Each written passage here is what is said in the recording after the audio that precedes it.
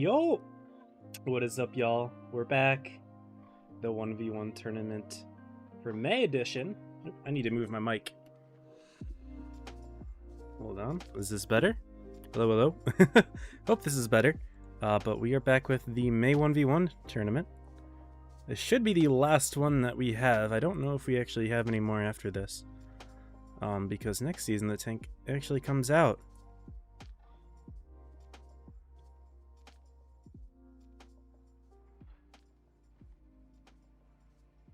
Sorry, just finishing things up. So I accidentally messed something up in the off season with my stream deck in the way that the scoreboard is managed. So hopefully the scoreboard looks fine today. But I accidentally deleted a file that I needed, and I didn't have a backup of it saved. I hadn't saved a backup of my stream deck profile in a long time.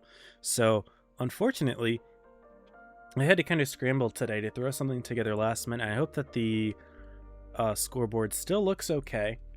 I mean, it shouldn't change visually. I just want to make sure that like all of my tools work for setting it up, and everything should function just fine. But anyway, we'll hope that works. In the meantime, we can actually go ahead and take a look at the players that will be playing today in the 1v1 tournament. So if you guys don't know how this works, this is the third season in a row where they're doing it, the third month. The top 28 players from the ratings tournament are actually going to be all lined up here. Ooh, my webcam's off. So yeah, the top 28 players from the rating season on NA will have qualified for today's tournament, which begins in about a minute here. We're going to start off with a bracket that is a best of 3 bracket. It's kind of like a single elimination bracket. There's going to be 7 brackets with 4 teams each, so 7 times 4 is 28.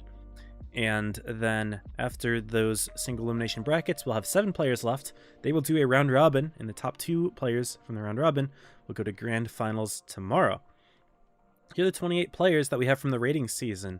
We have Rados Tanks, Allosaurus, Enrique, Submerger, JP Warrior, Grieve, Fire Specter, Alone, Skill, Skickle, I don't know how to say that, Blue, Danger, Jack Darkness, Shazam, Booty Specialist 1, great name, Wilson 69 Sniper, another great name, Xanthic, Concept 1B, Purplet, Mikey Chill, Rembest Waifu, Hanzo main, who is back again, looks like 3 seasons in a row for Hanzo main, Pro Blitz, Intimidator, Tyrannos, 3 seasons for him as well, Cheems Tactico, Kakati, 3rd season for him as well, he's our defending champion by the way, Kukaracha and Kamirtska, who I believe is his 3rd season too. But we've got a solid group of players today, and again, Kakati is the defending champion. He won the last tournament. He already owns the T49 Fearless, but he's going to be playing for another one, I guess, so good for him.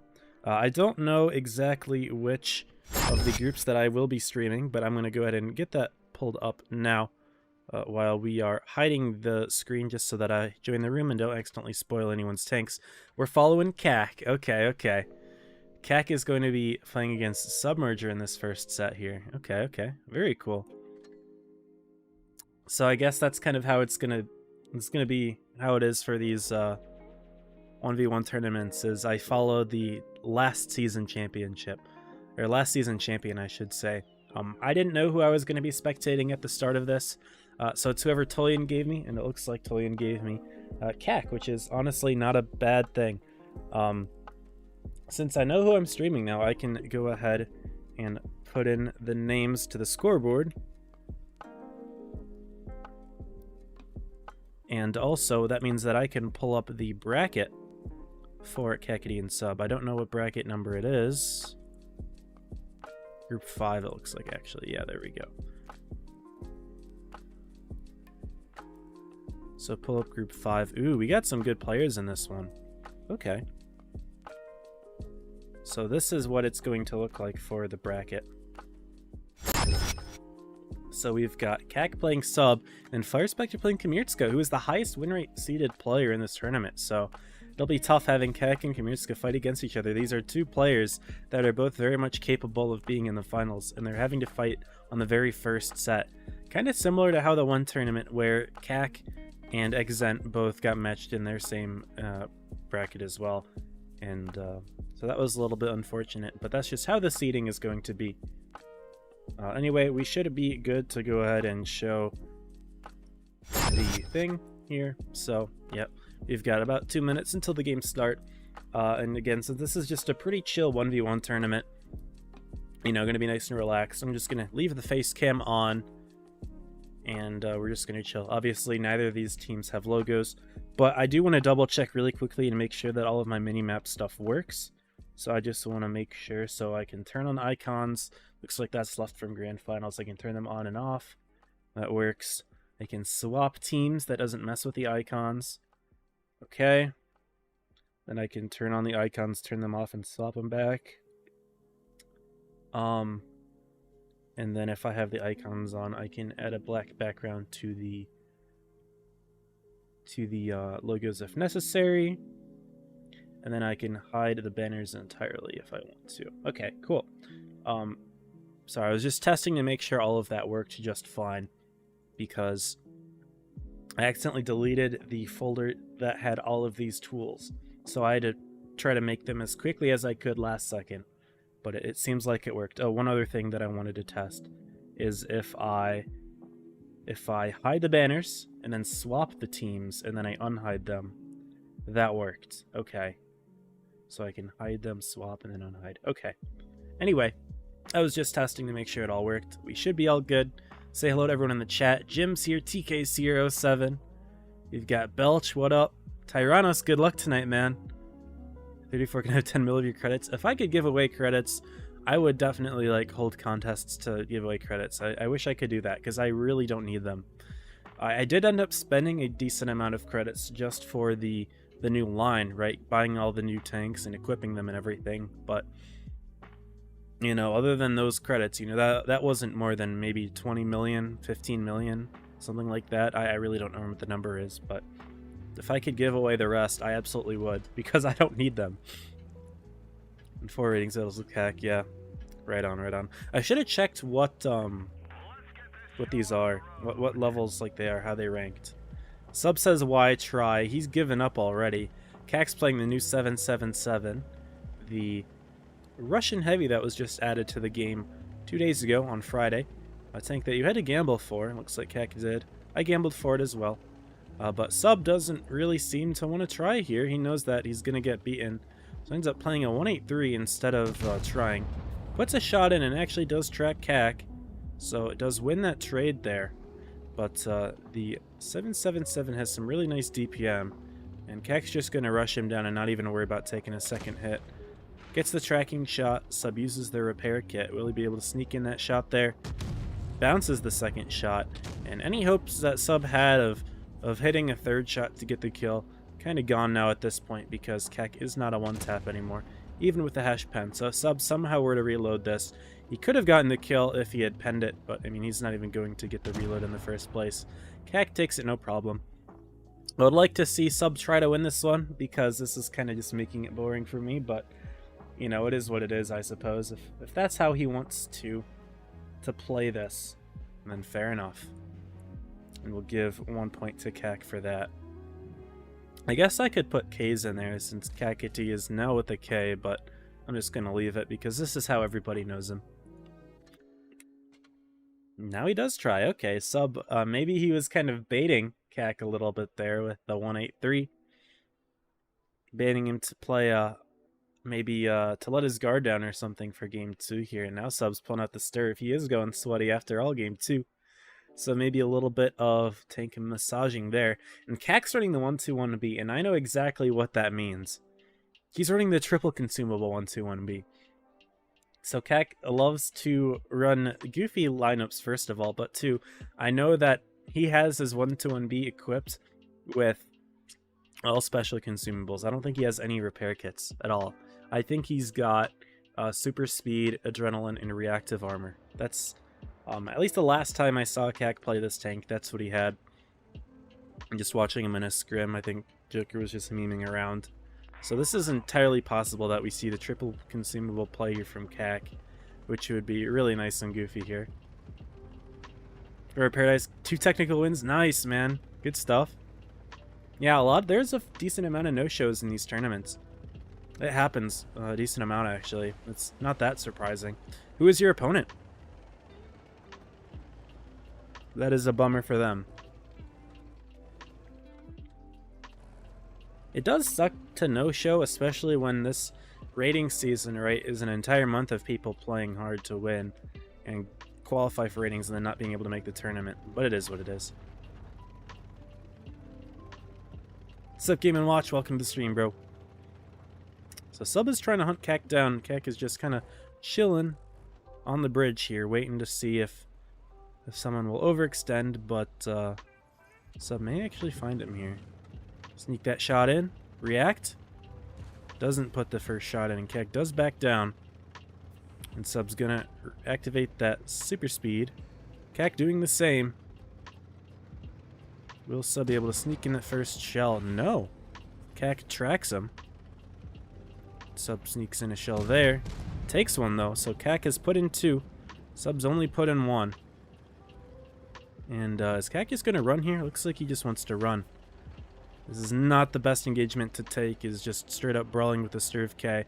You can see if he can sneak in another shot first. A trade there. Now Keck activates the special, adrenaline. Shots continue to trade. And both of these tanks actually do have the same exact reloads, so the DPM fight here gonna be pretty even. But Keck actually takes a lot of damage falling there. He is now a 3-shot to Sub, although he might have already been a 3-shot to Sub, I didn't notice. But the shots are trading in here. As long as Sub gets to sneak one more in. Oop, Keck does get around. This could be dangerous if Keck holds this corner and tracks Sub. Yeah, Sub misses the shot. Uh-oh, now it's 2 shots to 2 shots. Sub, who had the advantage for a while there, no longer does. Maybe Keck did use a special repair kit. Maybe I didn't notice, because I haven't seen him use the reactive yet. But they both do trade shots, but Keck does have the reload here. He's got the rammer, and he puts the shot in, takes it 2-0. Snuck that shot in right before Sub put on his, so he knew that he had the reload.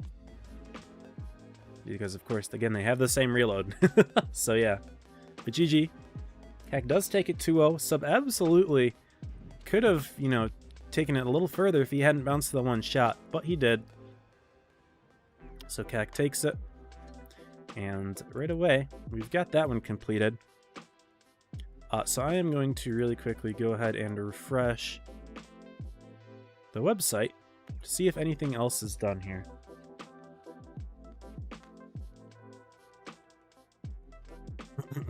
For some reason, it's not showing all the groups. Okay, here we are.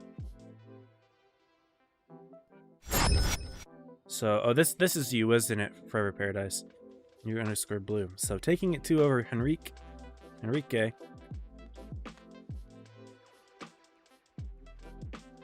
So not a whole lot of others are done. Allosaurus falls and Purplet falls. So Hanzo already in the semis, or in the finals again. Xanthic over JP. Keck over Sub. And that's it. We still got plenty of time. So I'm just going to go in-game. I'm going to see in the tournaments thing what time Keck plays. Right here, right?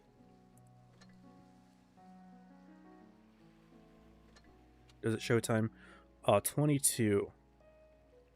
We have some time. We can play some Big Boss. See if I can get a boss game real quick here. 4K5, of course. The best Big Boss tank. Maybe not the best, but my favorite for sure. Step Sivleski, welcome to the stream. Saying hi to Keck. Keck is not here, unfortunately. What's up, Doctor? Welcome to the stream, man. We have a mouse boss. Because the mouse is boss. They've got a 95e6. Okay. So we'll be into this thing. Now, this is a great map to get Graviton on and just use it on the windmill. So you can do it from a long distance and not be in any threat of taking damage. So that is what I may do. Did I get spotted there? No.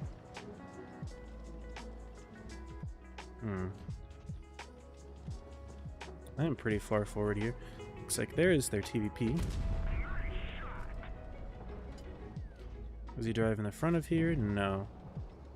We've already lost somebody.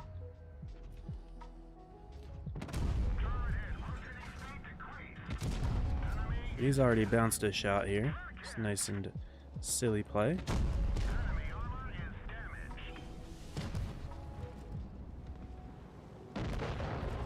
Nice, so my team does help me out with that. Good.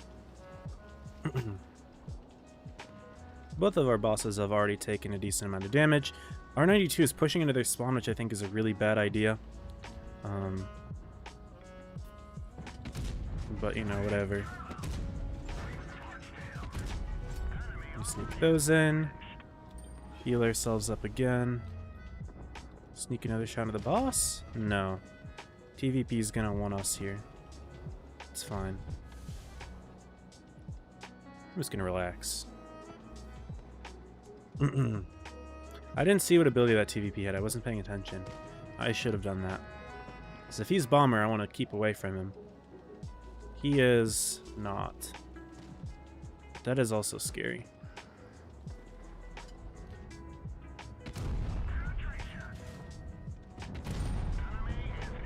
Nice. So he really wants me, and he's willing to throw away his life to get me. Also, our mouse is not doing too hot. That's not good. He's gonna die. Yep. This is not fortunate for us, but that's what it is, I suppose. We have an AFK 140. He just spawned in, so he's probably taking his time. But they've got a healer healing up their boss. And I should try to deal a little bit of damage to him. Missed one shot. That's two. That's three. That's four. Good.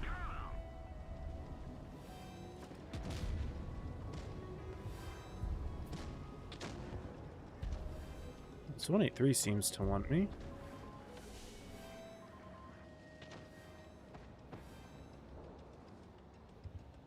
Their boss is getting healed a lot.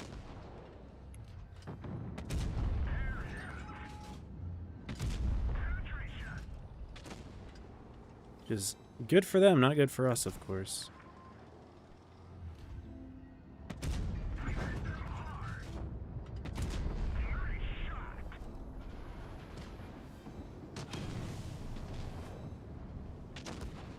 I did get your Avaton there, but I'm okay. Yeah, and their boss is already half hit points again.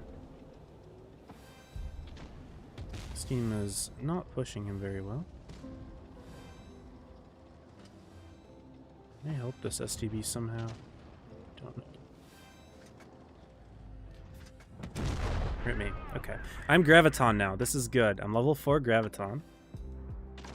So I can definitely mess with their team then. Just all the way from back here. Can put something up there. Go up. Go up.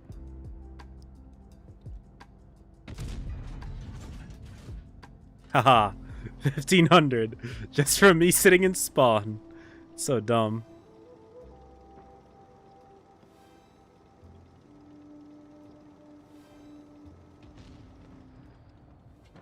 Put black hole on top of windmill.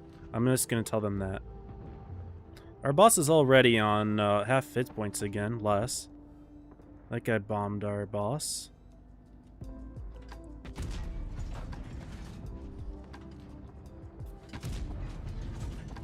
And our boss has already lost 2 lives.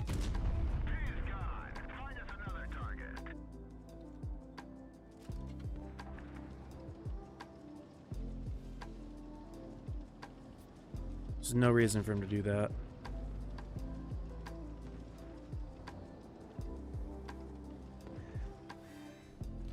Let's suck all those players up over there. See if that can bother them.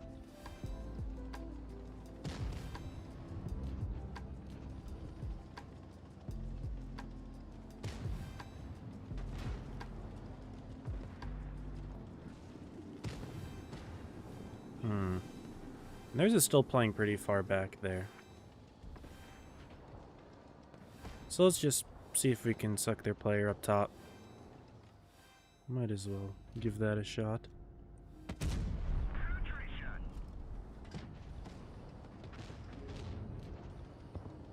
I don't see myself doing a whole lot of damage here, which is fine.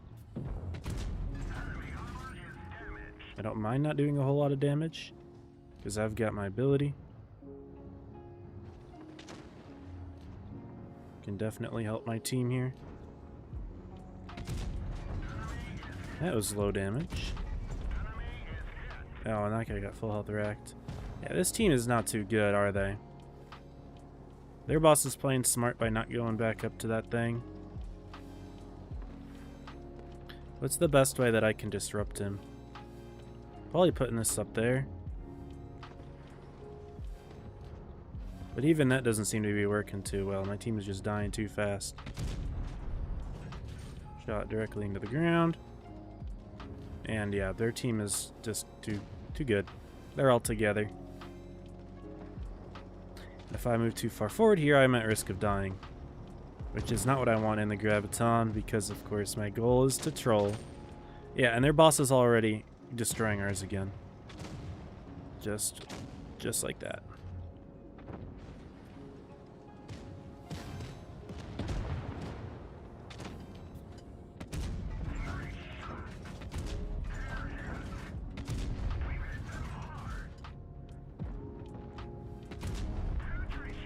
And he's just gonna YOLO me now.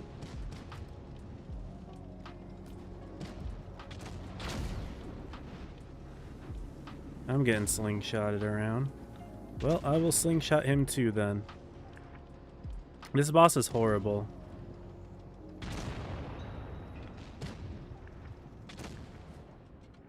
Yeah, that mouse had no idea what he was doing. Unfortunate. That's okay. Well, our next game's at 22, and there's 7 minutes until then, but I'm not going to start a new game because they can go pretty long. But that guy had genuinely no idea what he was doing.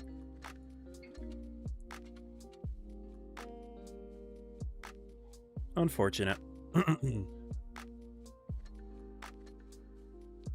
And their boss played it smart by not going back to that tower. Our boss, despite having the most hit points possible for a boss to have, died 2 more times than theirs. It'd be like that sometimes, I guess.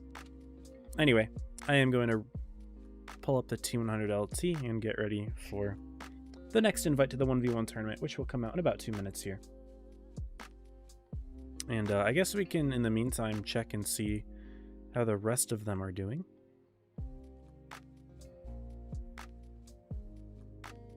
Show all the groups here. And here we are. We can take a look at how it's going to be. So, Wilson goes down in a tiebreaker to Rados Tanks. It looks like show all groups button went away. Alone in Danger. So Danger over Grieve, Alone over the name that I didn't know how to pronounce, so thankfully I don't have to pronounce that anymore. Booty Specialist takes the dub, going against Hanzo. Pro Blitz and Cheems are still going. Are they, I wonder if their game, they both no-showed. And Xantha gets in for free, maybe. Fire Inspector won over Kamirtska. Wow, okay. So the top win rate player gets eliminated by Fire Spectre. Interesting, interesting. Intimidator Mikey. And then Rem over Tyrannos, who did win over Jack Darkness. So very nice. Cool, cool. Good stuff. Alright, we should be getting our invite in just a moment. Yep, there it is. And it's Fire Spectre Keck. Maybe I'll just go by Fire. I'll just call them Fire. I think that would be good.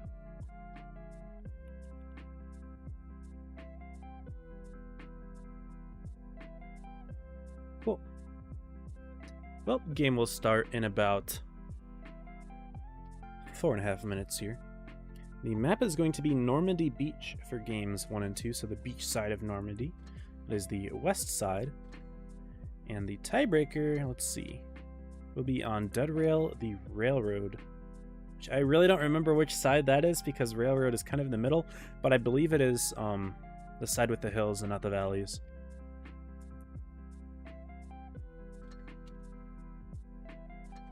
Alright, well, we will go ahead and wait for there to be 3 minutes left in the room so that tanks don't get spoiled. As again, we are streaming with a 3-minute delay, just so y'all know, for these competitive tournaments. I'm getting pinged. At the same time as this right now, I believe the Big Boss tournament is also going on, which is interesting. So if anyone was interested in the Big Boss tournament, I know a lot of people were excited for it. I didn't register. Obviously, I'm streaming this, but even if I weren't streaming this, I have no interest in special game mode tournaments because they are just a pain. But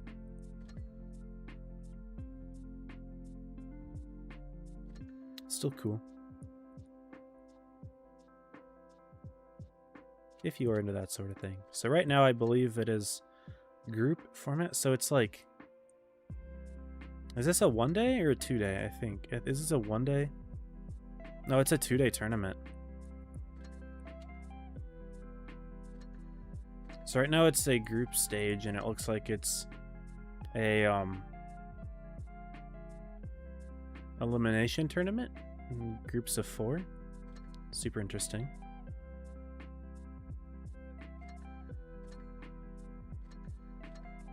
So I'm just clicking around. You guys can probably hear all those clicking noises. Anyway, here we are. Nope, that's the wrong thing. That's what I wanted. Awkward. That doesn't really work, does it? Well, actually, I'm kind of curious what this looks like. Kind of does, actually. But obviously, it's still set up for Blitzmaster's Spring, and there's no icon for this, so we're not going to use that. Anyway, Keck's got a couple minutes to get himself in the room here. Still not here quite yet. We might be seeing Fire Specter running a Badger here on Normandy Beach. This will be interesting. Badger Gamer. What's up, Iron TR? How you doing, man?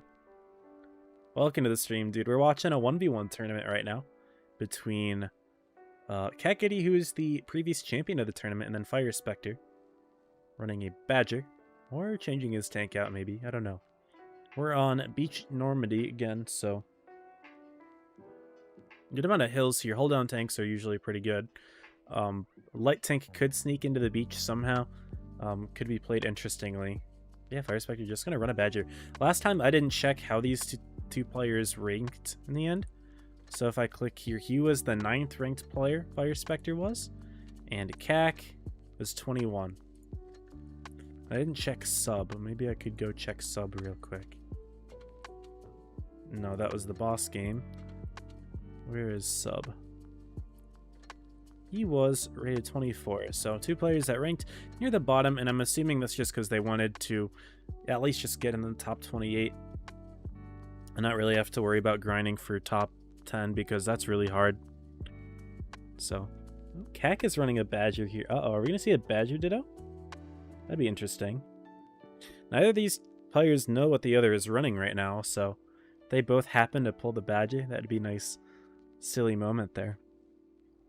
I'm not spoiling the tanks right now or anything because we've got that 3-minute delay, and I didn't show the room until there's 3 minutes left, so. Nope, Fire Specter will change to a 60, so we're not going to be seeing the Badger duo, but my guess is Keck's just going to either sit in the corner, or he's just going to sit like right in front of the capture base and not allow the cap to be taken. Because the cap does tick up pretty fast in this mode, in these like half-size map modes, kind of like skirmish style, I would say. Caps do tick up really fast. It's twice the normal speed, so you can cap out really quickly if the enemy team's not able to respond quickly enough. And that's especially true in the skirmish game mode itself, where you have multiple players jumping in a cap, and then you just cap out in like 20 seconds or something, which is insanely fast to respond to. But that is a thing. Most hated player, man. What's up, Death Knight? Welcome to the stream. Good to have you, Death Knight. Here we are, y'all. Game number 1 between Fire Specter and Keck. We're going to be going, we're up top. And Keck could be doing the same thing. I mean, really, as long as you're hull down in the Badger, which you can do here, is you'll just be totally fine. I'm not really worried about where Keck plays. Looks like he's not going to be pulling too far forward, though. Kind of waiting, seeing if the 60 TP will peak up top, but he's not going to. In fact, Fire Specter will drive right onto the cap here. Gonna get himself right around the base, though, not wanting to go through it here. Interesting decision. He's trying to go for a sneaky little play. And is Keck ready? No, Keck does get spotted. And Fire Specter's probably going to wait. Yet Keck backs up, and he sneaks in the HE. Fire does have the damage advantage now, and that is actually enough to win you a game. So Fire Specter literally just trying to HE and then potentially run away here. Could be interesting. So we'll see how that goes. But quite a decision there. But now Keck is pretty nicely hauled down here, and he's just going to try to sneak in a shot. He does. And Fire Specter try to get the damage lead with the HE is now down. Because of Keck snapping that shot in rather nicely. He's just going to push in here. 60 TP cannot handle the DPM that the Badger has. The Badger's got like 3.8k DPM or something. And he bounces that shot. Yeah, it's game. Keck's just going to keep tracking the Fire Specter or farm his side. He's got both premium consumables, and he already used his repair kit. So now Fire Specter cannot move.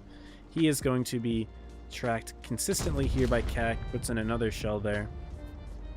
And Fire Specter not even able to pen the Badger, despite getting the initial HE advantage. He's going to have to drop down, and Keck gaming on him with the Badger. Will put in that last shot. Looks like the 60 GP didn't have the elevation to shoot the Badger up top. Keck's going to take that one without taking a single point of damage other than that initial HE. So very nicely played there, of course. Expect no less from the champion himself. But this is how it's going. Spawns will swap here on Normandy Beach. I am double checking my Discord because I'm getting several messages and I'm making sure that they're not important and related to the stream somehow. But looks like we're good. Cool.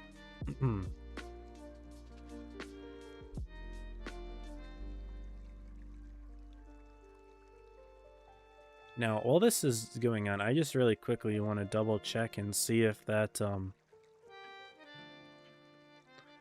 that Xanthic player is actually getting a 2-0 here because of double no-show. Kind of curious if that is the case. Because that would be very funny. Yeah, I don't know. I think he might be in. He doesn't have an opponent even still, which is really weird. So, I guess 2 no-shows fought against each other. But now Fire Specter is running the Badger. That Keck just ran, and Keck's running the VZ. And he is just going to be chilling in the corner here. No reason to push, I suppose. I mean, look at the tank, by the way. He's got the original CWNA camo in this tank. He was a Clan Wars player back in the day. That's actually a flex right there, having the CWNA camo. That's a pretty rare one to have nowadays. Because not a lot of players who were active back then are still active now. And I'm kind of curious what clan he would be in that time. I'm going to look him up. Because I also have that camo. I played Clan Wars at the time. So looks like he was Durcia and hated at the time, maybe?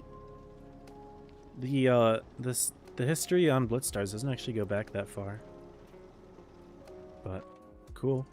Keck's not moving. Fire Specter not quite detecting anything from the back, so he is going to move forward. And he is, of course, rocking the legendary camo for this tank, the Esquire. Which is... it's an interesting, like, predicament for this tank to have a legendary camo because it looks like a Badger, but you can't call it the legendary Badger camo because that's the name of the tank already. So you can't have it like the Badger camo. That'd be pretty funny, though. But he's moving forward here, not spotting anything. And Keck is just chilling. He do not care. Just being chilling right now. And Fire Specter, perhaps getting tired of not spotting anyone, making another move. He spots Keck in the corner there. Uh-oh. Keck is lit, and he backs off right as Fire Specter fires. So, unlucky for Fire, not able to get that first HE in. But now it's Keck putting the HE in. And now, oh, this sucks. Being in a Badger and having to push like that much distance. He knows exactly where Keck is. But the distance for him to cover is a lot greater than the distance last battle that Keck covered. So, big bummer for him. He has to go a very long distance. You can see that shot right above him. But, yeah, nice line of fire here for Keck. zoomed right on it on Fire Specter, but no, he's going to back off. Fire Specter will move up. Will he spot him, though, is the question. Doesn't look like it. I'm not going to lie to him. He's going for a blind shot there.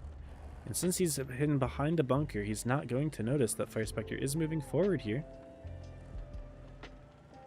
Keck still peeking that. I like how Fire Specter is going kind of wide here. They do detect each other now, and Keck is fast enough to just get right around the bunker. He's not really concerned at all for what's going to happen here, and in fact trying to hold the corner in case Fire Specter does peek it. Fire is not tall enough to shoot over that bunker unless he gets himself over to the side, in which case he just exposes his lower plate there. But Keck is just chilling. Again, he is just holding the corner to try to put a free shot in as Fire crosses. But we're playing a little bit more smart and turning himself around before he crosses there, so that his gun is facing by the time that he gets around the corner. But he's now going to turn himself, and we see a nice fun game of Ring Around the Rosie. This is reminiscent of Game 7, a little bit of Grand Finals for the last set. Gonna fly overhead and see them circling this bunker here. Nice, beautiful plays. Only 1 minute left here in the clock, and I'm guessing Keck just wants to win this on damage to mess with Fire Specter shooting that original HE shell last game. He's just going to run away. There's no win condition here for the Badger. He's not fast enough to catch Keck, who sneaks in that shot and will likely, or maybe not get a second one. Fire Specter will be able to put another in. Keck will continue to back off. He goes for the track there. Tracks Fire Specter facing him, and now they're in a face hug situation here, which isn't the best for the VZ. The Badger's actually pretty good with those face hugs, and he puts in that other shell. Keck misses his. So Fire Specter is now probably around up on the damage there. Misses that one, though. Fire does have a chance to win this. That shot bounces. Or sorry, it does go in, but low roll. I think it's because he's firing premium ammo. I don't know why I said he bounced there, but Fire Specter has the opportunity to win this on DPM, but he bounces another shot. Keck needs to hit this one, though, and he does so. Now Fire needing to not bounce these shots, but he's bounced 3 now. If he had hit 2 of those shots, Keck would be dead by now. If he didn't bounce those last 2, but instead Keck will likely get the kill here. Just needs to hit this one. Will he hit it? As time expires. And Fire Specter should win that game, actually, because he did more damage overall than Keck did. Fire Specter does actually take the game there. I thought that it would be too close. I thought that Keck would get the kill, but wasn't able to do it. And again, since look at the damage here, Keck did 1,700, Fire did 21, so it's actually a tie set here. Very fun. We are going to a tiebreaker. This will be exciting here. Fire Specter's... I almost wanted to say no win condition, but Keck got pretty lazy there and didn't turn himself around. And since the Badger was driving forward around the bunker, Keck was just reversing, right? The Badger was going much faster, and he was able to catch him just fine. Then the Badger's DPM is much better. Despite the fact that he bounced 3 shots there, he still did more. Keck bounced some as well, though, to be fair. But Fire Specter running the Sheridan and Keck with a 907. Uh-oh. This could spell trouble for Fire Specter. He's going to try to sneak in those shots and just go for, you know, the nickel and diming win. But that could be a challenge because... the 907 could be really good at just rushing the Sheridan down. And yeah, I bet Fire Specter's like, shoot, I did not pick a good tank for this. Unlucky. But he could pull it off. I mean, he pulled back the last game despite having a big disadvantage. That was more of a mistake on Keck's on getting lazy circling that bunker. What's up, Axel? Welcome. And Robert's here. Howdy. He's 2 at an Apex player. Let's go. Congrats. So you're in top 7. Let's go. Top 7 means that you win a attachment. So congrats on winning your ratings attachment, dude. Good stuff.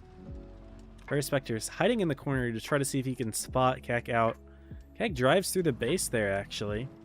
Showing Fire Specter that, you know, Keck is not worrying about, you know, camping right now and playing a campy game. He probably knows exactly where Fire Specter is at. And he's just going to try to take a sneaky approach to get to that corner. Yeah, he seems to know. Because he's not even looking back here. If Fire Specter happened to be there, Keck didn't even look that direction. He knows. He gets spotted. Fire Specter misses the opening shot, though, and that's really bad. Because that 907 is a quick tank. he can rush down the Sheridan. And yeah, he's just going to turn himself, drive right over the hill, and not allow Fire Specter to even, you know, get a chance to run very far. But Fire does track him.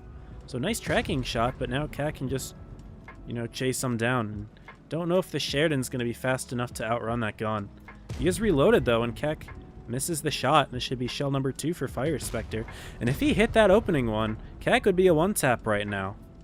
But he missed it, so Keck is not a one-tap, but Fire Specter's still going to run. And this will be a challenge at Fire Specter. He's got his gun reloaded. Does he hit the shell? He does. Keck's going to have to pen all 3 of these shells and not roll too low. Shot number 1 goes in. Shot number 2. Does he out-reload the Sheridan? It's going to be real close, coming right down to the wire. Who fires first? It is Keck. Clutches it up just at the end. Man, super close from Fire. He almost took that set over him. Down to a half of a second or even less. But Keck pressing that fire button a little bit before. Now is an entertaining set. Well played to Fire Specter for being super close to taking the entire set off of Keck, the defending champion. Obviously, if you had just hit that opening shot that you had, you know, it was a free shell. Keck hadn't spotted you. Just needed to aim at it and shoot it, but that bounce absolutely cost him the game there. I like the idea of trying to nickel and dime with a Sheridan, but it's just so hard to beat the 907 rushing him down. And Keck even missed a shell there, too. If Keck didn't miss that one shell, then it would have been even worse for Fire, of course. So, that's tough. You know, big disappointment there, but it is what it is. That is how it goes for these tournaments, I suppose, as it all comes down in these 1v1 scenarios to the smallest mistakes. But anyway, here we are, y'all, with the top players. They're not all done yet, but we can take a look. Some of them are absolutely done here. And in terms of the brackets, ooh, I can zoom it in and get a really nice screen here. That's cool. I've never actually seen this one before. Now this looks better, I think. So Blue winning it, as we had just discussed here, Fair Over Paradise saying it, beats the Apex player 2-0, very nicely done. Rados Tanks, I mean, to be honest with you, he was what? A 23% player? I wouldn't say that's that much to be excited about there, Forever Paradise. Not to rain on your parade, but I don't think that was nearly as hard of a match as you thought it would be. But congrats either way and making it to the top 7. Danger taking it 2-0 over Alone. He makes it to the top 7. Hanzo over Booty Specialist. So Hanzo, for the 3rd time in a row, is in your top 7. He is really hunting that T49 Fearless. Xanthic, who I believe just wins this by default, because I believe both of these players just didn't show. And of course, Keck 2-1 over Fire Specter, which was a very nice close set there, all the way down to the end. But Keck pressing that fire button a little bit earlier. And then Intimidator over Mikey. So Mikey goes down 2-0 there. And Tyrannos over Rembas. So we actually do have all 7 of our sets are done here. Keck's having taken the longest because that was a 2-1, where the rest of them were 2-0s. But we do have our top 7, which means that we probably have... actually, no, it probably won't release yet. I don't know. Our round robin schedule, but we can check in game for that. So if we go to the tournament chart, 2nd stage here, I don't know who we watch first, but in terms of who's got Tour 1, this will be at 9:50, so in about 13 minutes. So I do have time to play another game. So let's go ahead and do that. And let's play that new tank, the 777 version 2 that I do have.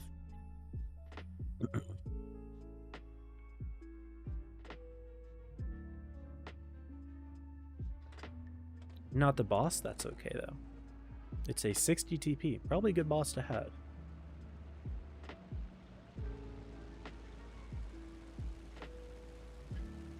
Let's get it, y'all.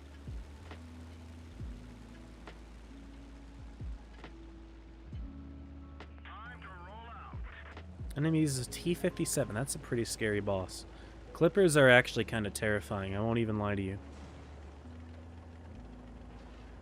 Clippers are kind of terrifying.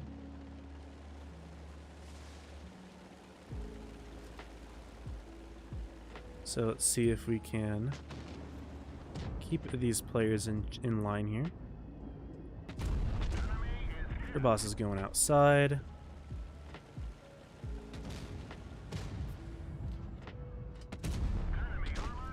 And this guy has got Graviton, so he's going to take less damage. As will I, of course.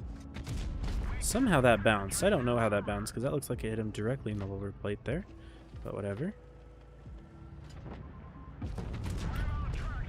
It's kind of silly, in my opinion. But whatever.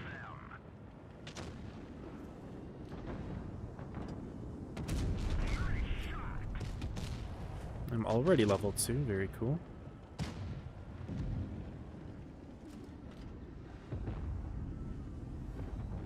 This unfortunately made it a little bit harder for me to pen him. So our 50M yellowed in. Their 57's already kind of getting himself clapped here.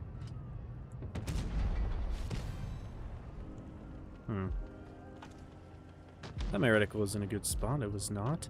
This guy's got a shield, so I'm just gonna... That was horrible aim on my part. I was just gonna shoot an HE into him and block that shield, but looks like the shield's gone. My Conqueror took that hit. Let's mess with this guy. No, that actually just makes it harder for us to pen him. Unfortunate.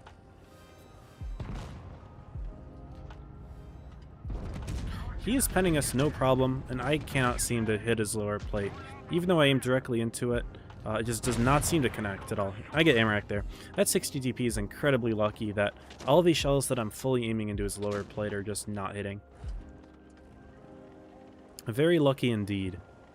But let's see if we can get maybe a sneaky bomb in on their 57. That would be nice to get a double bomb play, especially because they've got a lot of tanks lined up there now. This could be actually quite strong. Why is our team all lined up in the middle there? That doesn't seem very useful. Get another bomb. See if I can get another bomb. Oh yeah, that Gandar Badger actually bombed them out. Nice. Nice, nice. Good. I can sneak another bomb in as well now. What's up, Jack Darkness? What's up? Hey, congrats on making the 1v1 tournament, dude. Good stuff. Unfortunate that you didn't make the finals, but hey. It's still awesome you get the top 28. It's difficult to make it, so I totally congratulate you on that. Very well done. There's their boss. Uh-oh. Don't want to be near him, ideally. Trying to get my turret to come back around here so I can start shooting these players on up. Come on, you got it, turret. There we go.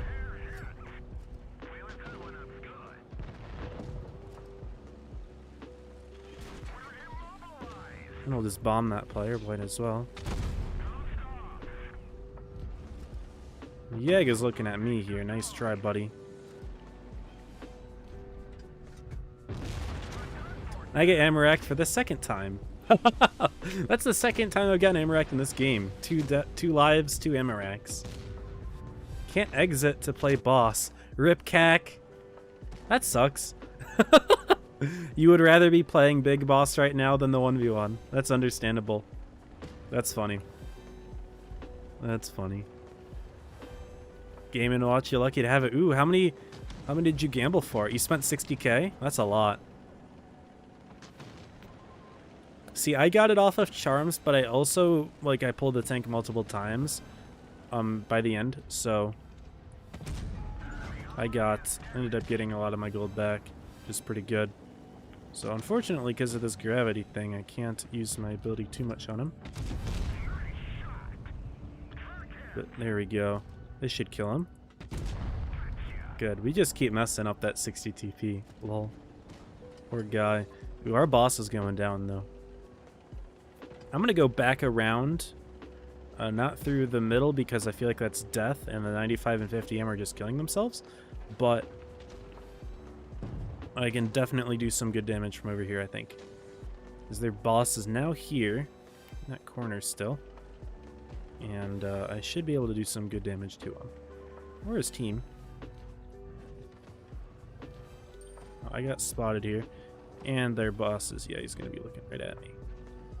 I'm not going to let that happen for free.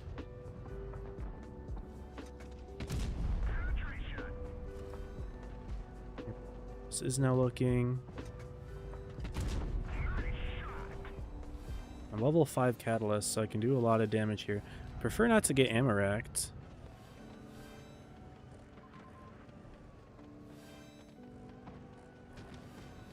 He's got his special shot lined up. If he ammo racks me a third time, I'd be quite sad. In comes our boss. Good. I'm going to push with him. Good.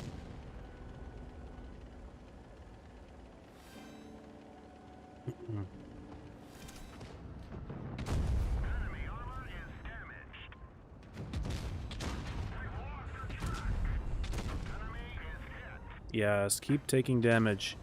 Keep taking damage, you fool. And he's dead. Ah, that didn't pen. If that penned, he would have been dead too, but the Fosh picks him off instead. Nice. We are doing quite well here. We should get this dub, no problem.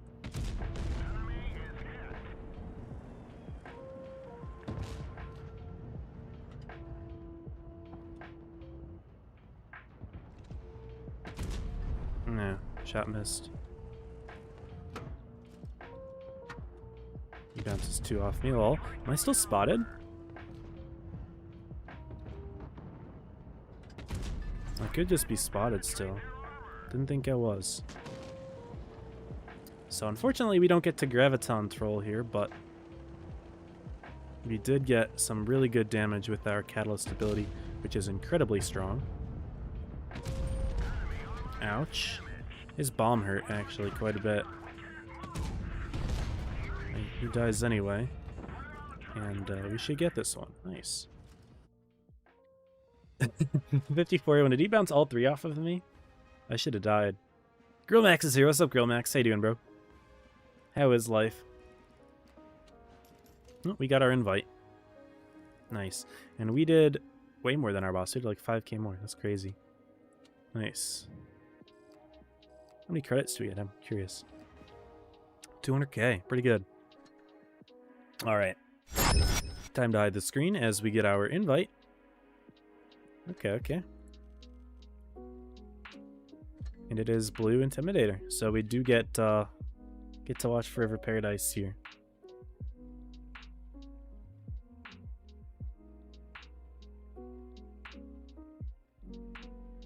I guess I'll put Intimidator's full name in the scoreboard and we'll see how it looks. It probably looks really bad. But it's okay. What is up, Pickle? Does 777 have a weak ammo rack? I think it's pretty bad. I think I was ammo racked in like my second game actually playing it in pubs as well when I played on my press. Its ammo rack's not that great. There's a lot of Mirik. Yo, long time. How you been? Welcome back to Twitch. Hope you're good. When was Clan Wars? What are you referring to? If you're referring to spring season, that was just last week. Ended last week.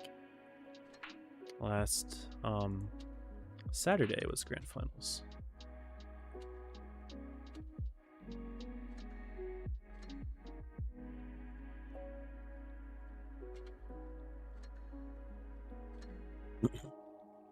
Alright, well, we should be able to go into game now because there's less than 3 minutes left. And yeah, the scoreboard doesn't look very good, does it?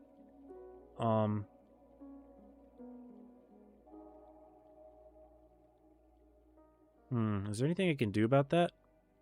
I don't know. Tag B. I can make it like this? Does that do anything? Intimidator? That doesn't look very good either. Whatever. We'll just leave it.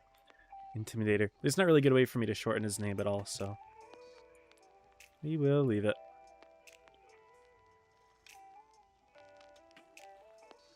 The map is going to be Falls Creek Bridge, it looks like, for games 1 and 2. And if it goes to game 3, it's going to be, as it loads, Alpenstadt Town. No, that's the wrong one. Normandy Beach. This is what we're watching. Tour 1, not Tour 7. So Blue and Intimidator. And it looks like Blue placed 26th in the ratings competition, so pretty close to not making it, but did make it in the end. And Intimidator, who is number 1. So this is your ratings season champion, Intimidator. There's a player whose username I don't immediately recognize. What clan have they been in? They were in VG this past season. They were in One Pex, E-Girl. Is this Icy Snow? I wonder if this is Icy Snow. That would be a big yikes. If so. It is Icy Snow, lol.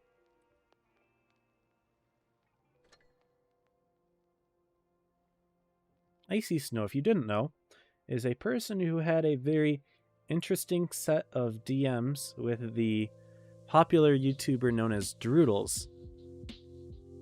Pretended to be I don't know, a girl for a while or something. And eventually it kind of came out that Intimidator was not a girl. So that was pretty funny. And then all of the DMs got leaked. And if you want to check them out, if you find an invite to the Pincer server somewhere, they're pinned in Pincer General if you want to check them out. Pretty interesting case there. But yes, this is Icy Snow, a player who I've had many negative interactions with in the past, but I'll try to put that off to the side as I spectate this tournament. But do want to put all that out there for y'all to do what you will with that information. Life is a match on with exams. Well, good luck. You got this. Finish strong with your finals. And yeah, the deadline probably is coming up for picking where you want to go to school, so hope that you make those decisions effectively. But here we are, y'all.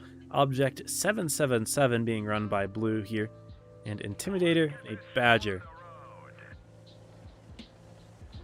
So the Badger, as we previously saw, run by Fire Specter, can be effective in these 1v1s. It's got armor that can troll really well, and it's got amazing DPM for putting in really good damage. Intimidator playing pretty far back. Blue's going to be going for a sneaky little bit of a flank here, see if he can catch the Badger by surprise. Now, the Badger's not a very easy tank to flank. Used to be, but the tank got its traverse buffed quite significantly here. Tanks spot each other. Oh, Intimidator pulling back before being shot there, so very unfortunate that Blue wasn't able to react quickly. Intimidator, if he's smart, is just going to go in for a rush here. There's no real reason to try to play the long-range game. The Badger just has the DPM to go for a rush down, and even though the 777 does have really good DPM for a heavy tank, it's not going to compete with the Badger either way. And the Badger puts in that first shell, and he's just going to rush down, yeah. Smart play. Going to be very difficult for the 777, which isn't a very fast tank, to get around it at all. Yeah, this is just a pure face hug, and Badger should be able to take game 1 here, no problem. Max rolling that last one even, and it's just going to be a quick and easy fight there for the Badger. As, yeah, Blue had no shot of running away there. So there is game 1 for Intimidator. Busy, good luck in your ratings battles. Appreciate it, man. I'm not playing ratings. I'm just watching the tournament at the end of the ratings season. But yeah. So we're just streaming a tournament right now. And Intimidator wins the game 1, as you can see. Not a problem for the Badger to just go for a complete rushdown. And Blue, despite losing that game rather heavily, going to be running the same tank. Not going to try to come up with a different strat, maybe hoping that Intimidator does not run the Badger again. But the Badger, as you can see, is going to be run again here, so it could be very difficult for Blue to win game 2 here. Short Intimidator, just Dater. No. No, that does not work. What's up, Sanki? Icy Snow's in any server, I mean, yeah. I tried to help him out for a while. Even though they were being very toxic, every time I saw them in game, I would try to message them afterwards and actually be like constructive, like in DMs. We had a good relationship going, and then every single time I would be on my press account playing a sneaky game where they didn't know it was me, and then he'd call me the N-word. It happened on 2 separate occasions, actually, where I killed him, and then he literally just dropped the hard R on me. Where he didn't know it was me, he just did it because he thought I was some random and thought that it was okay to just drop the hard R on randoms. Both of the 2 tanks spotting each other. Uh-oh. Uh-oh. But yeah, Intimidator in the past has not been a very nice person, even though I would DM them after and be like, yo, that's not a cool thing to do, and try to help them work on that. It just never ended up working out. Yeah, Blue, why are you trying to fight the Badger in a fight like this again? This is not a good plan. Now just driving in reverse. The Badger's going to be faster than you. Not a good plan. Sneak that shot in and try to get around the hill here, but not before taking a second shot here. Being tracked as well. Tracking the Badger, but not doing any damage. And this is not good. Yeah, now backing into the wall. This is over. This is not looking too good for the 777. Intimidator does miss the shot, but it's not going to matter. Yeah, face hug like this. No buenos. Does not matter if Blue pens all of the shots, because Intimidator's just got more DPM. So, questionable decision making here from Blue, but it is what it is, I suppose. Intimidator's going to be able to take this one, no problem, unless Blue somehow forces the bounce here. But nope, not happening. Intimidator 2-0 over Blue. And that means Intimidator will have their first win of the tournament. Blue, unfortunately, still going to be winless, but that was just Tour 1, of course. There is way too many games left to make any conclusions right away. What time does the next one start? Let's click on a random player who's on Tour 2.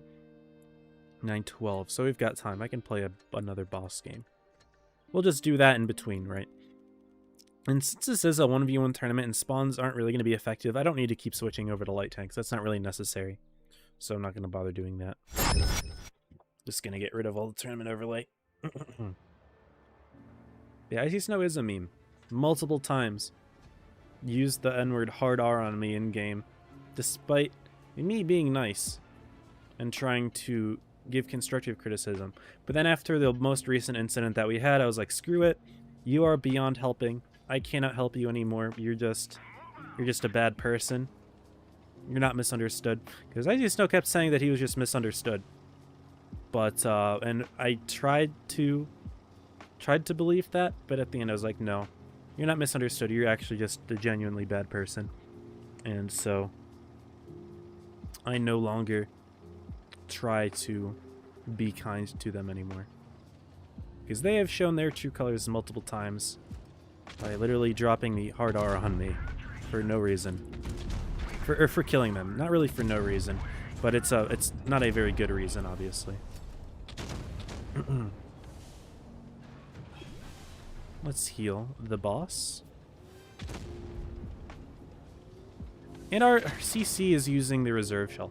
I don't like having the CC as the boss. I've had it multiple times. This is like the 3rd time I've seen a CC as boss, and every single time they just keep using the reserve shell. Like a dummy.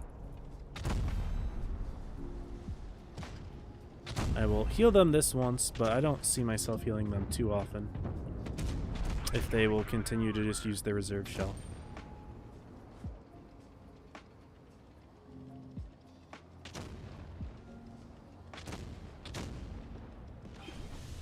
Use my ability. I'm not close enough, apparently.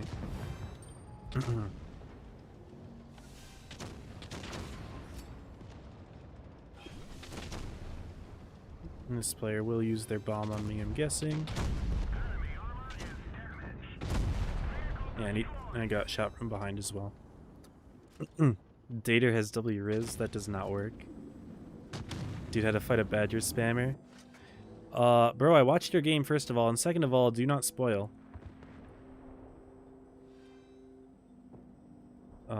So I'm gonna...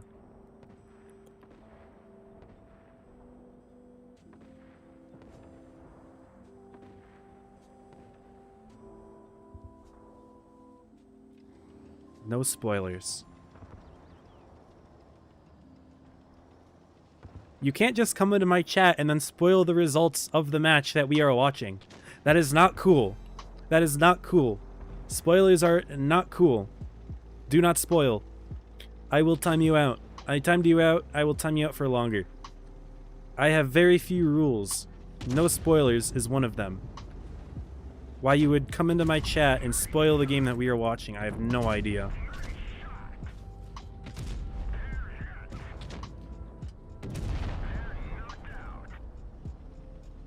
Don't know what the issue is, but there's no reason to do that.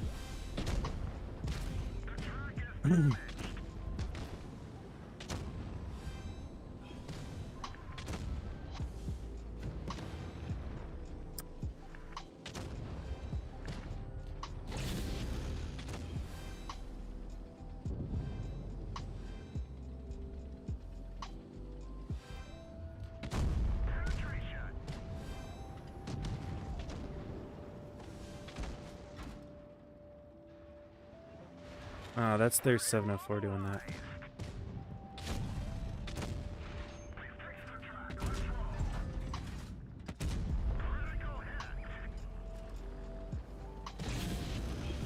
Let's go, I got healed. My team is close together.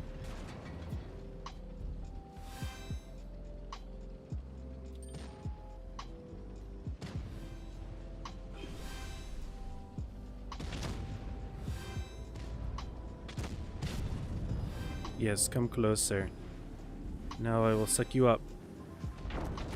How did you shoot accurately despite being sucked up? That is insane to me.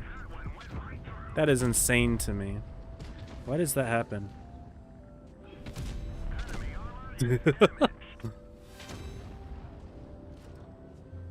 And why is a Gravitron player putting him down like that?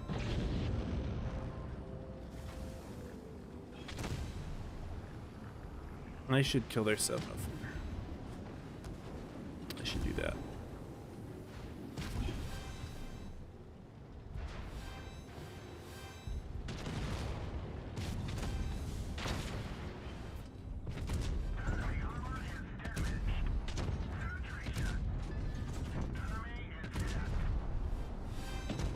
Get trolled. Well, it's not able to kill their 704 yet. I'm gonna run away from that area. But I will definitely go for it eventually. It's because the R's made us out iron and drop it on them. Lol, exactly.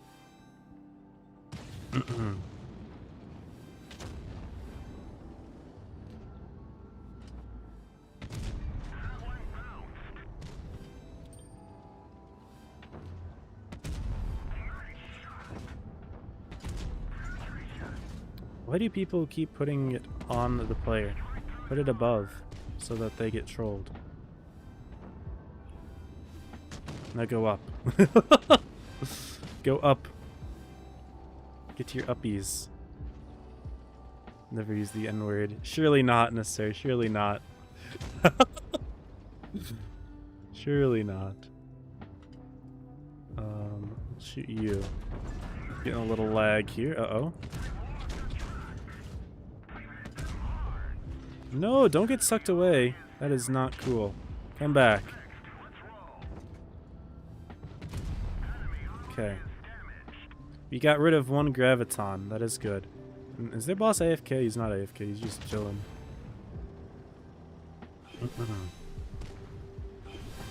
Yes, I'm getting healed by being in their proximity.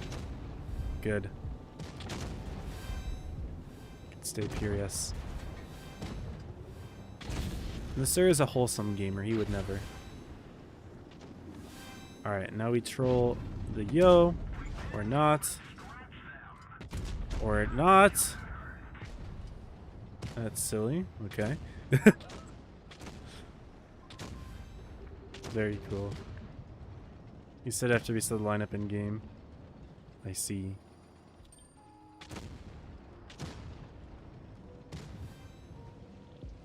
No, but the fact that you're chatting mid-game shows that you've already lost the set. That's what it shows.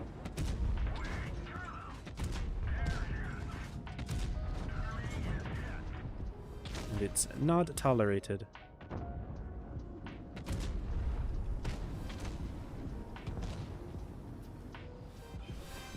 He bounces 640 shell. Yeah. I think it might have to do with maybe a healer shield ability. Oh, goodness. Their 704 is gonna bomb us. Damn. That's a lot of damage.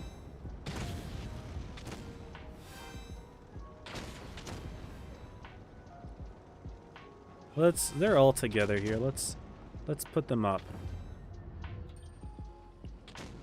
Go back there. All of you. All of you. Go. Aha.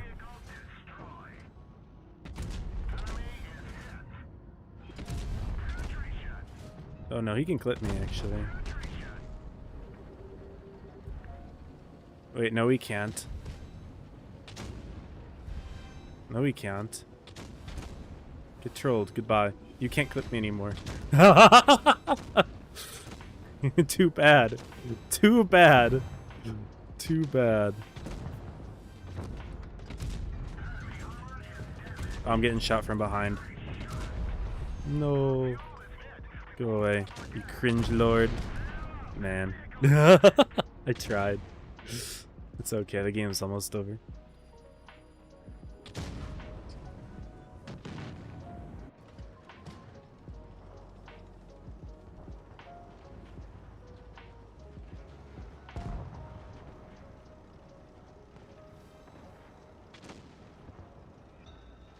And there we go. Killed their... Oh, I thought it was their boss. No, we just killed 3 players quickly. Nice. Oh, GG. Let me take those. Probably not going to be able to play another game. But so we did some nice graviton trolling. Our boss actually didn't do too bad. I'm always concerned having one of those reserve shell bosses because every single one that I've had loved firing their reserve shell. But I didn't really notice him firing other than the one time.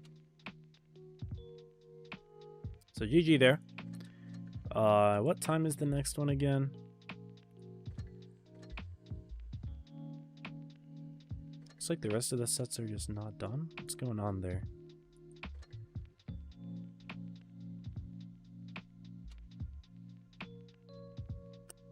So we have 7 minutes again, so I'm not gonna start a new game.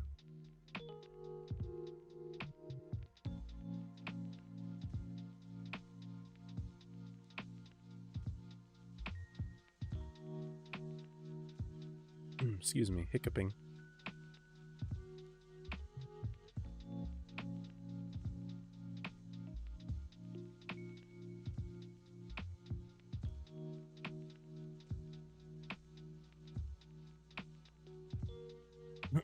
Yeah, we'll just wait, and then I will pull up the just chatting scene. You get to look at my face. Give it another minute till we get the invite. How many draws till you got the 777? I got it on 22, and then I got it on 25, and then I got it on Charms. So I got it total of 3 times. But I had to buy 3 packages to get it, so I spent 60k gold. But I did get a good amount back. I also got the camo multiple times, but apparently that camo doesn't trade in for gold. That camo just trades in for shards, which is kind of a bummer. That was a lot of damage. Honestly, it wasn't that much. Oh, you're still watching the game. Never mind. I was going to say, because my result wasn't that high. It was good, but it wasn't great.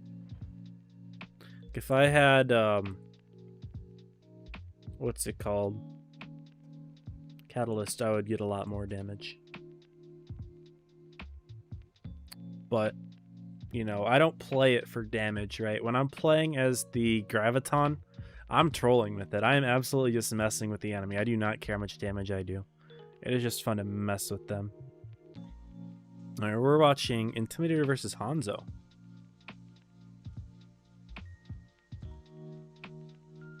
So that is going to be the match here. And Intimidator is again running the Badger. Hanzo, I know, loves to play the T-57. We have seen that. That's basically the only tournament tank, or the only tank he will ever run for the 1v1 tournament. Always the T-57. It's a good tank, though. The map is Yamato Center. Okay. Yamato Center is the map. Tiebreaker will be on Battleship. Yamato Battleship. So right now we're playing the East and West version of Yamato, where one person's in the ship and one's fighting from the hills. And then if we go to tiebreaker, it'll be both players on the ship.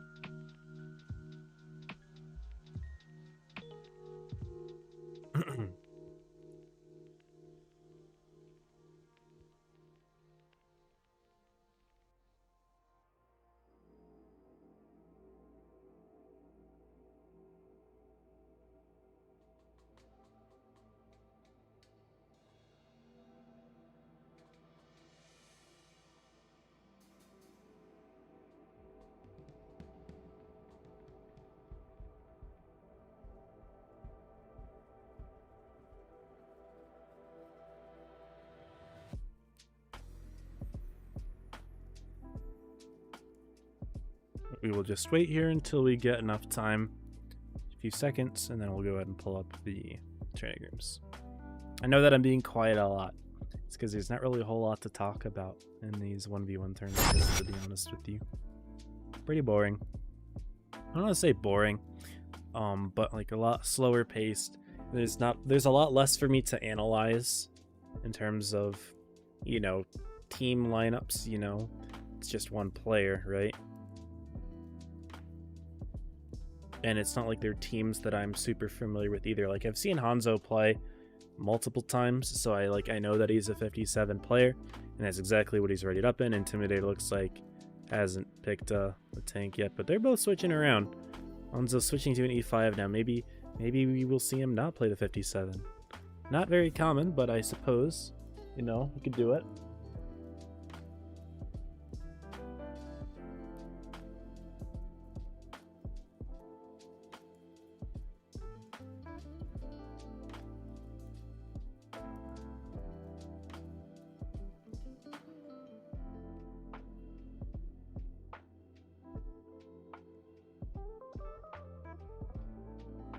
Yamato Harbor Center. This is the skinny version of the map, so there are two versions of the east-west Yamato.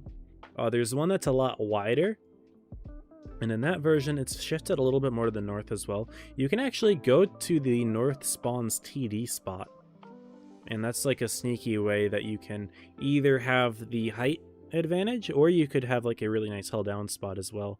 If you come in from west to that TD area, you would have a nice like bushes to use, but we're not even playing on that map anyway. We're playing on the skinnier version, which pretty much guarantees that we're going to see one of the two tanks crossing over to the other side, whether it be the ship player crossing over the hills or the hill player crossing over the ship. You know, one of the two will happen. So Intimidator is actually not going to be playing the Badger, but looks like he will ready up in the 60 TP. Hanzo in a 57, so he will go back to it. Looks like he's a little bit indecisive, but I know 57 is the tank that he plays most, and could work pretty well against a 60, where if he can just put in his clip and then run, he's going to out-trade that 60 TP every time. The question is if he can run away like that. And so you got within 4, in the last crit you got 10k gold. Lucky you, dude. That's insane. Yeah, so you basically got a net positive. That's crazy. I did not do very well with my crate luck. Catalyst makes you want to make meth and then sell it on eBay. Yeah, eBay is a great spot for that, I'm sure. Intimidator keeps switching tanks and is now running an IS-4. Okay. IS-4 is going to be the play, as the last few seconds do tick down. And again, I'm streaming this with delay, so it's not like they're looking at what the other player has and readying up based on that. So, Live just playing Summer, so I guess how it goes. Yeah, they are. They're coming back together. I don't know how Apex is going to do, though. I think we might be losing Apex, because I know we're losing SLG. They're not playing together because Reaction is not able to lead his team anymore, which is unfortunate because he did a great job of leading them to top 2. But it does mean that we're losing SLG, and we're also probably losing Apex. They may still play. It's possible. But their captain, Cobra Blue T-Dub, he is moving to Joker. So it's funny. Joker is absorbing 2 top 4 callers, as well as having Assassin. So it wouldn't seem like they need colors, but I guess that's what they're doing now that they didn't get first place. Intimidator crossing in front of Hanzo. Hanzo puts in one shell, now has the advantage, and immediately goes for that clip.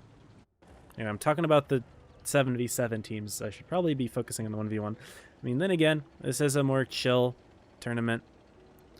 And these... Oh, Hanzo pushing out for some reason. I was going to say, because for the most part, right, for these chill tournaments, don't need to focus super hard, but no, Hanzo's just going to go for a drive-by shooting. Puts in 1, 2, and 3. The first shot did bounce, but now Hanzo's kind of getting hugged around by the IS-4, and his play is probably just going to be to try to kite the IS-4 as much as he can.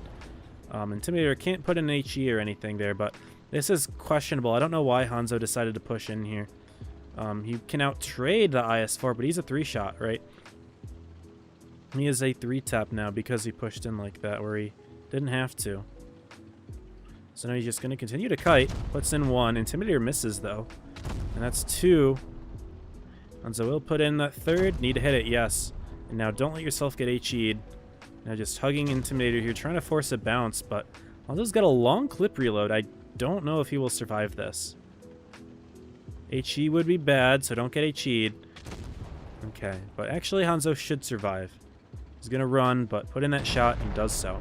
So actually he does get the nice trade there. I was going to say pushing in there was definitely a risk, but since Intimidator missed that shot, that did give Hanzo the win. Because if Intimidator did not miss, you know, Hanzo would not have had the hit points to put in that last clip.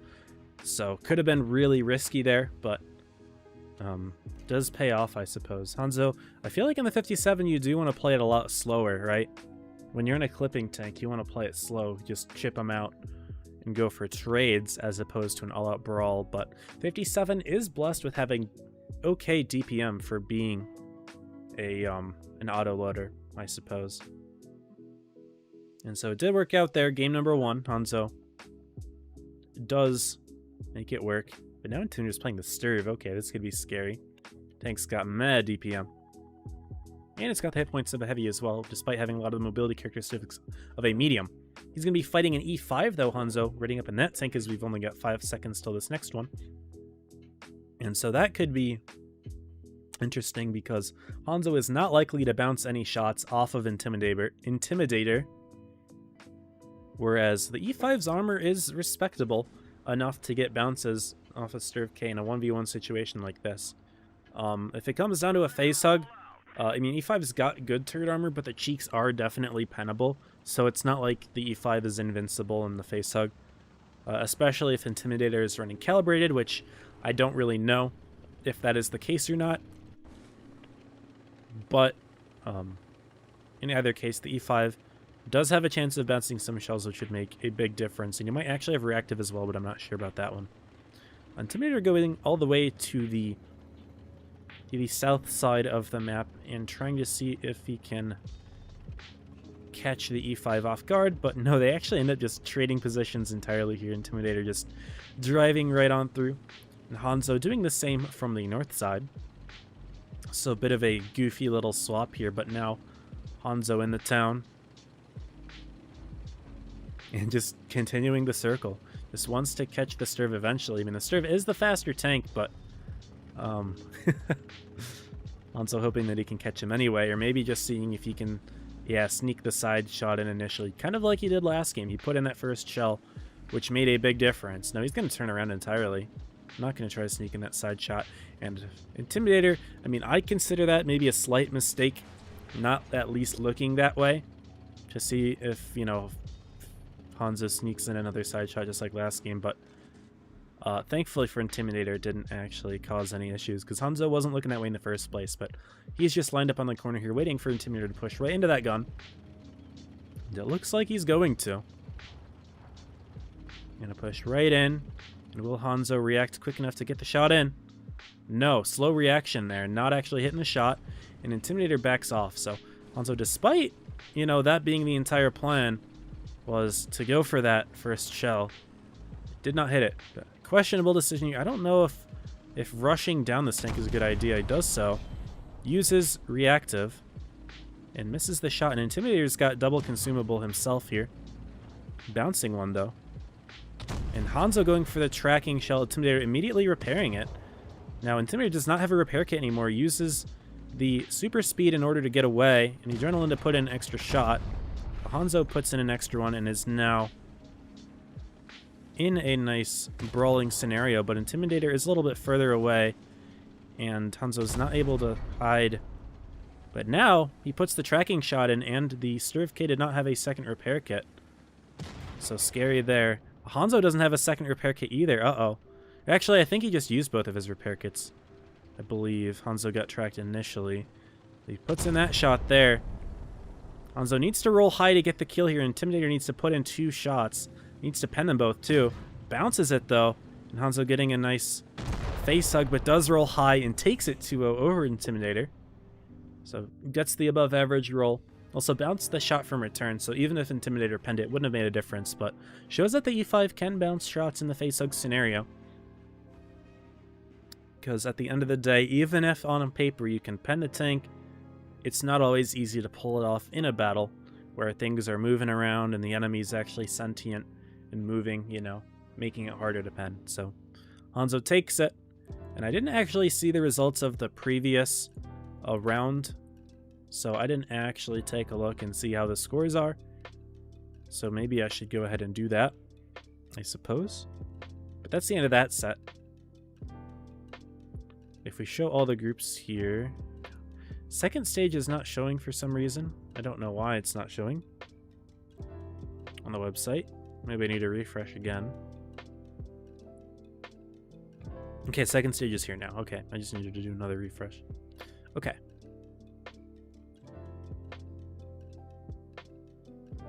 So, as it goes here, this was round number 2, but that's not completely done yet. That's the only set that's done so far.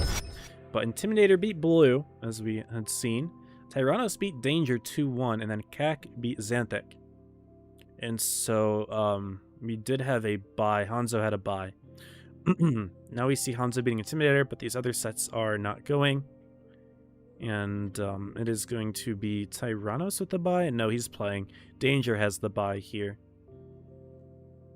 Because, of course, there are 7 teams playing, 7 players, which means that we're going to have 3 matches and 1 person out. Like, the 1 odd person out who just doesn't play for each tour. So, right now, no players have won both of their sets, but that's just because Hanzo had a bye.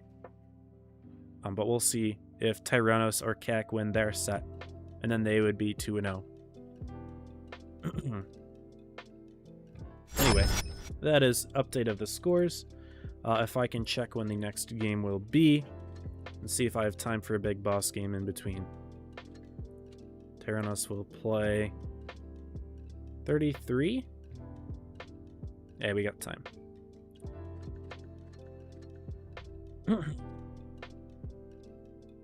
You doing 1v1 next season? Zaga, I don't think so. I don't think so. I mean, they haven't announced it for sure, but I believe that since it's a 3-month season and the T49 Fearless is the reward for this season, I don't think that we're going to have a 1v1 tournament next season, Zaga. Love Hanzo, let's go. Hanzo did great that set. And Ambrose is back. What's up, Ambrose? Ambrose, today we are streaming with a delay, again, for the 1v1 tournament. I'm just playing a battle in between, of course. Any idea when the Sturv is coming to the shop? No idea. I am not a Wargaming employee. Know a lot of people are going to want that tank, but they're not selling it apparently. Hanzo is lucky. I think game 1, Hanzo was lucky. Game 2, yeah, I think he played better. Simply enough. Looks like the entire enemy team might be just going over towards that side. Oh. Put 1 shot in there. Put a little bit of poison in him. And I immediately went for the reload. I could have snuck a second shot in there. Maybe a bit premature decision of me. R268's gonna get himself hit hard though. But I'm just gonna pull up in front of these nerds.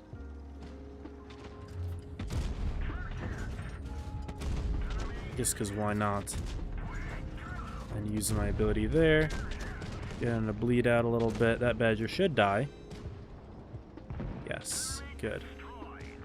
Their 113 is just pushing hard. If I can avoid a shell from the 60, that would be really good.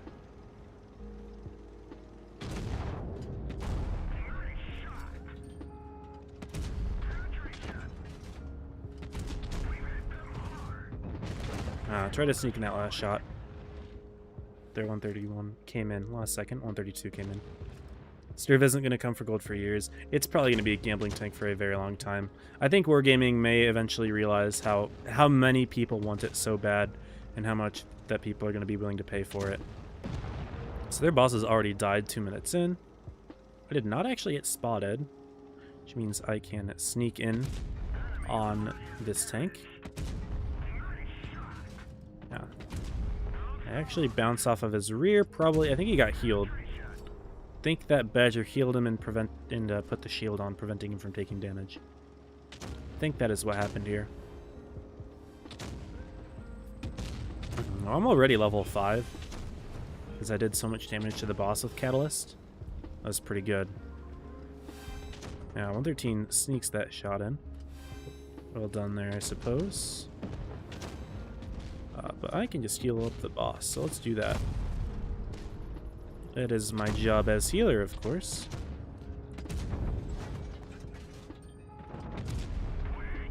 We might as well put in damage when we are given a free opportunity to do so. Their 113 is absolutely DPMing the hell out of our boss, though.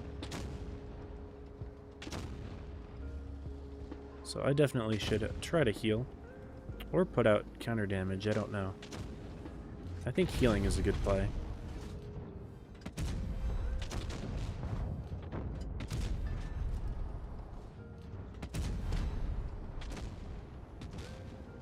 Because our team is doing some damage to their boss. They have a Badger coming in, I might want to deal with him.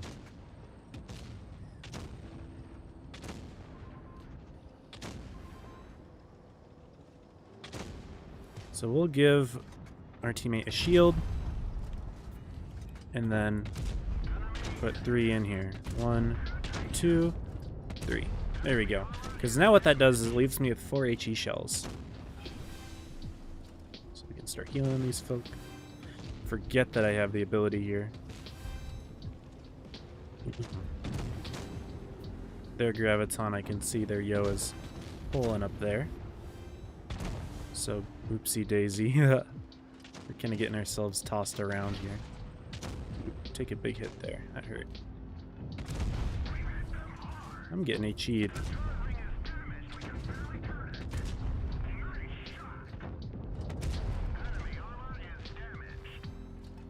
I will go down here. Yeah. But we are back to Catalyst. Let's go. Season Big Boss. Nice. How'd it go for you, Ambrose? That's fun. Spartan Leopard's here. Spitz here. Polaris Tanker. Welcome, welcome, everybody. Good to have you all. How you get in the tournament? With the 1v1 tournament, that was, you had to qualify being in the top 28 for this past ratings season for May. So the top 28 players were invited to this tournament. And some of them didn't show up. That's just kind of how it is. Not everyone will show. But, you know. That nice ammo rack in. I'd like to see if I can hit the 113, but no, I get launched out. So instead, put a shot in there, a second in there, and teammate gets that kill. Their boss died. Okay. If you're asking how to get into the Big Boss tournament, that was already like a predetermined sign up. You had to sign up ahead of time, and it's over now, unfortunately. Sign-up's over. For both tournaments, sign-up's over. So this one had to be top 28, which is obviously done now as well. So, sorry. I don't know if they're doing any more. They've done 3 of them.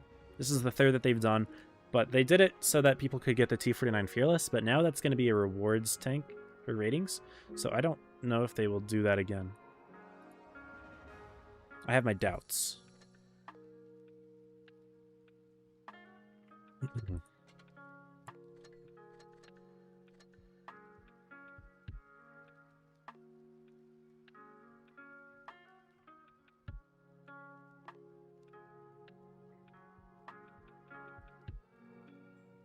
Anyway, let's go ahead and check out the scores right now. Man, my face in the way. Maybe I should move it here. Maybe we move down here now. Maybe that works better. I don't know if it does. What about up here? Does that block the end? It kind of does, but that's not too bad. In either case, Tour 2 still not actually over. Tyrannos and Xanthic are still playing, but Keck does beat Blue, so unfortunately Blue is off to an 0-2 start. So that does kind of hurt. But Tyrannos and Xanthic are still fighting. And Tour 3 is about to begin, and that is what we will watch. I'm surprised that it's taking so long, but that's just how it goes, I suppose. And just double checking, because I'm checking the time and then I forget what the time should be for the third tour, but it's 33. So we should actually, or 34 actually, technically. This is 33:59, so we'll get our invite in just a bit here. Hopefully. But those are the results so far, Prince. We do get our invite, so I'm going to go ahead and hide this one. We will be watching Hanzo versus Danger. So I'm guessing what we're doing is we're bouncing back and forth, watching one player go twice. So after this, we'll watch Danger play against whoever Danger is playing. Since this is our second Hanzo game, we have just watched 2 Intimidator games. Kevin Big Boss Tournament top of the 1v1? Nope. I have no interest in the Big Boss Tournament.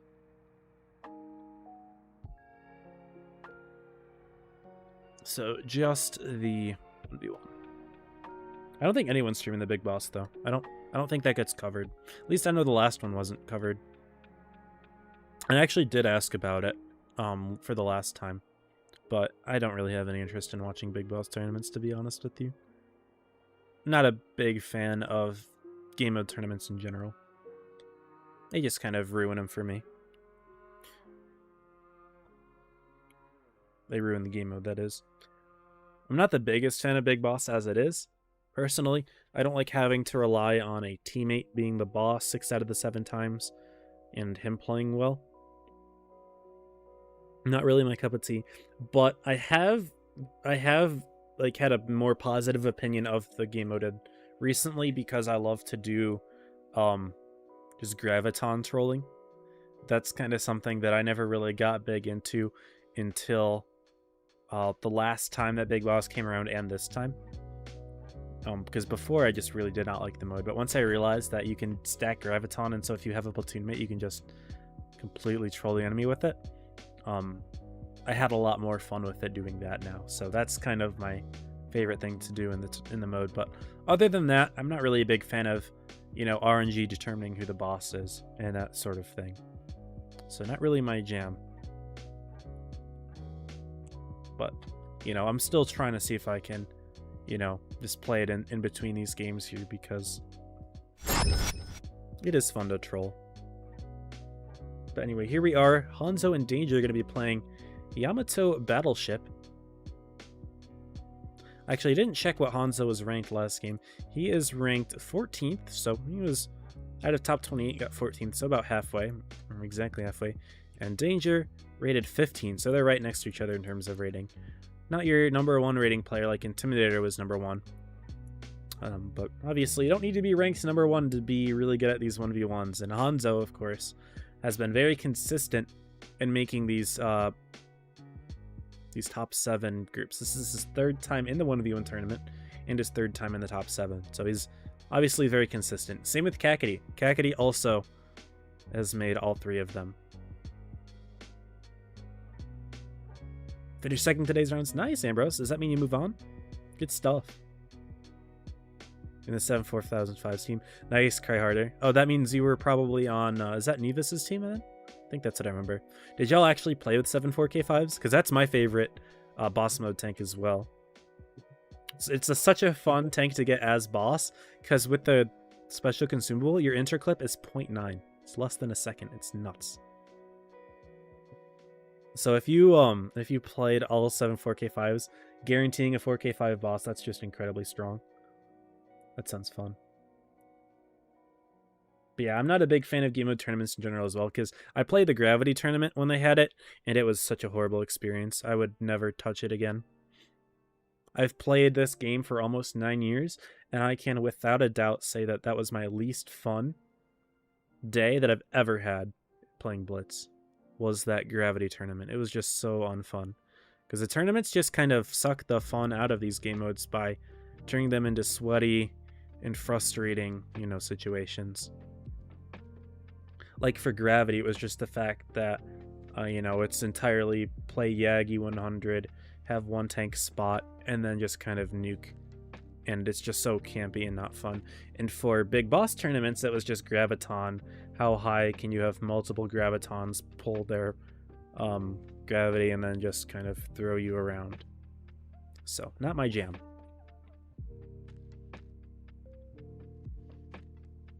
But, I mean, if you find them fun, I am obviously, you know, not telling you that you have a wrong opinion. That's just not my taste. Sub's here. What's up, Sub? Sub! Man, you almost had your 1v1, dude. Can't believe that you actually played a 183 in game 1, dude. You actually were, like, super close to winning the game that you did try on. Can't believe it. But GG's on making top 28, man. Congrats. Even though, I think the only rewards that top 28 gets, is the season coins. And then it's just top 7 that gets the avatar, or not the avatar, the attachment. Anyway, here we are, game number 1, and Hanzo's actually not running the 57 that he so famously runs, but he's got the Clan Wars camo on his E5 there. Another Clan Wars camo. So lots of players running them, and Danger doing so as well. Interesting. So many players running their CWNA camos. That's super surprising to me, actually. Hanzo actually gets spotted there by Danger. Wow. Danger does not get spotted in return. He's just going to go right around. Oh, this is actually pretty big. Hanzo did not get detected, and his rear is facing Danger. Uh-oh, but he's turning himself around here. Uh-oh. He's just going to hide. Danger does get spotted. Bounces the first shell. You had a free shot to put in, but not connecting it. That's pretty bad, actually. And Danger's in a tough spot here. Hanzo puts the shell in, and reactive armor means that he can absorb the next. Danger's just going to try to go for kiting plays here, I suppose. Could work. You know, you've got a better turret, in theory, than the E5 does. Problem, though, is that the 62A, it's a medium tank, right? It doesn't have very good pen. So he might not actually be able to pen the T125's turret, even though normally it can get penned. Danger can trade 2 for 1, though, which is a really nice thing about playing Ring Around the Rosie, is every time Hanzo wants to put in a shot, Danger can put in 2. And if Danger's fast enough to get back, which, you know, not always easy playing against an E5, which is a quick tank, you know, it could be challenging. But Danger actually missing the shot and won't be able to put in a second there. So as I say, he can trade 2 for 1 every time. He kind of, you know, butchers it there. He should be able to put a shot there, but even then missing it. And yeah, really hard fighting against a heavy tank like the E5 when you're in a medium that just doesn't have good pen. And every time Danger's just trying to bait a shot out, but he's overextending. The hull's just getting hit, and Hanzo is able to connect the shot, even though Danger's just trying to see if he can sneak in a cupola shot. Definitely not working out for Danger at all. Hanzo's just going to try to push the advantage. Bounces it, though. Danger will sneak in another shot, but Hanzo's got his reactive back. So if I were Danger, I would at least try to wait that out. Probably your best bet there. And he's going to continue trying to run away from the E5 gun. But Hanzo does back up, misses another shell. Danger should be able to put in a second. Does so. Tracks Hanzo, but Hanzo's got himself back. Danger is only on 357 hit points. And Danger does not roll high enough to get the kill, so Hanzo takes game 1. It was close after all. I didn't expect it to be as close, just because the heavy-medium mismatch is kind of big. But, I mean, Danger didn't play it too badly. It's just the fact that, you know, you messed up the one time where Hanzo put in a free shot, and even though you had the opportunity to put 2 in, he wasn't able to hit them. But yeah, playing a 62A close quarters against an E5 is just really challenging. You don't have it, you just ran another spicy strat? Oh, that's fun. Last turn, he's fun, 30 lives. Eh. I would never touch a special game mode tournament ever again, to be honest. That is a vow I will make, or that I am willing to make. Rooting for Danger. Let's go. Got some fans in the chat. Nevis is here. Hi, Cry, Uwu. Who are you talking to? Is there someone named Cry here? Sorry, what's up? Am I missing something? I was shaking. I've never made diamond. Oh, wow. Well, congrats on that sub. Unfortunate that we weren't able to pull it off, but still, good stuff, dude. Sub loss predictable, man. Always use 183s and 1v1s. Fair enough.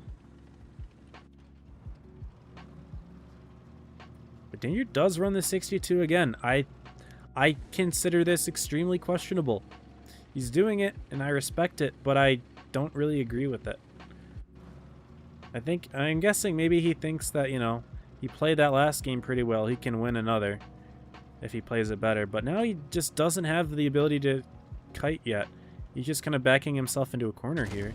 And yeah, Hanzo puts in the first shell.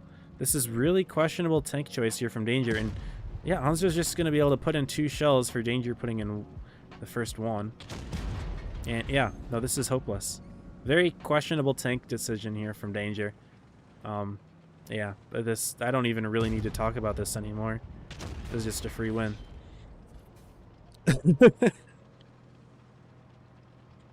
He's just going to try to kite himself around the corner, but you're driving in reverse. E5's driving forwards. Bounces a shell there, but still. 1900 hit points to 600.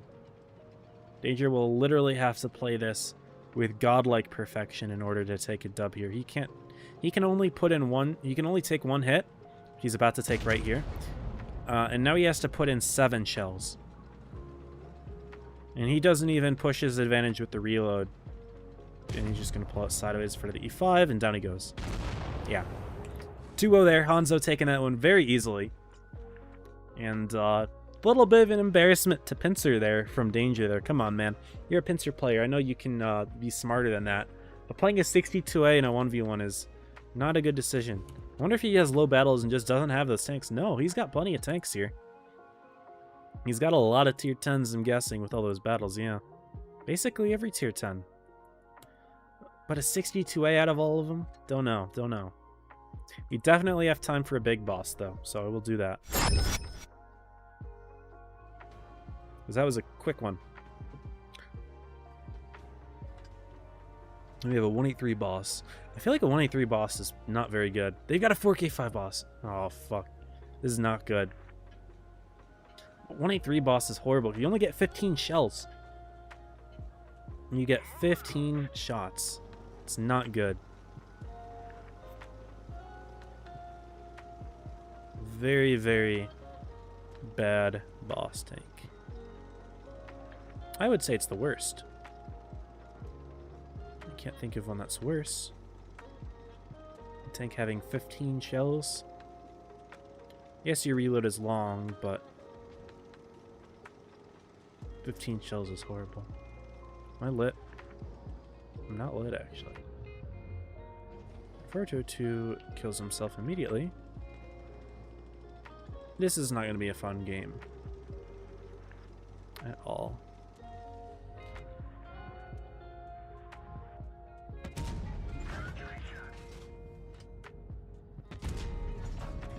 He's got a healer right on him. We're not winning this, yeah.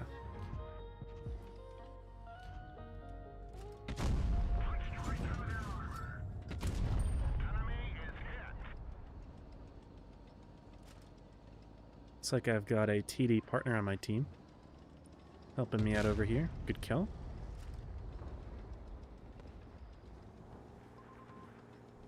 Oh, and their sharing got launched.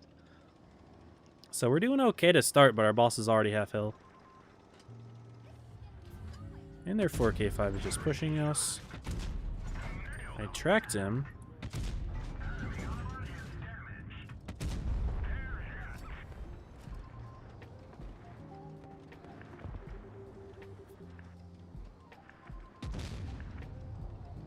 Yeah, I don't know what our boss is doing.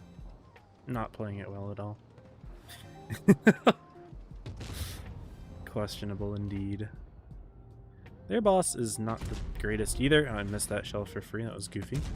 Not bouncing because of the healer. And we need to kill the healer. He does die. Our boss, idiot. The boss is helpless. Bro drove frontline in a 183. Don't know what he expected. It's only 3 minute delay. Yeah, 3 minute delay. Talking to Cryharder, gotcha. Well, you're talking in the you're talking in YouTube chat. He's not gonna see it. He's in Twitch chat.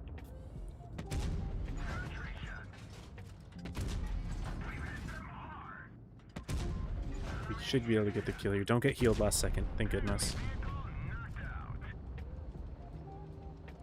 What's up, Nino? Welcome to the stream, man. Watching the 1v1 tournament right now. And despite having a 183 boss, it's actually kind of even right now, which is not what I expected. But their boss is going to that side of the map, so I will as well. I haven't really done any healing at all for my team, so I might as well start. Get the boss healthy again. Can't really shoot anybody here. I just need to drive. That's what I should be doing right now. Is just driving. Heal somebody. That's fine.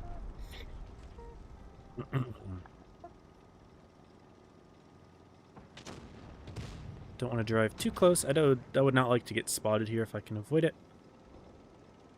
And I definitely don't want to be driving into my team. But look at our boss. He was just full health a second ago. He's on 2400 now. This is just hopeless. It's absolutely hopeless. Their boss does 2400 in a clip, by the way. I know because I play the 4K5 as boss all the time. So you can see by the tank I'm playing right now. But, yeah. It's just, yeah, hopeless.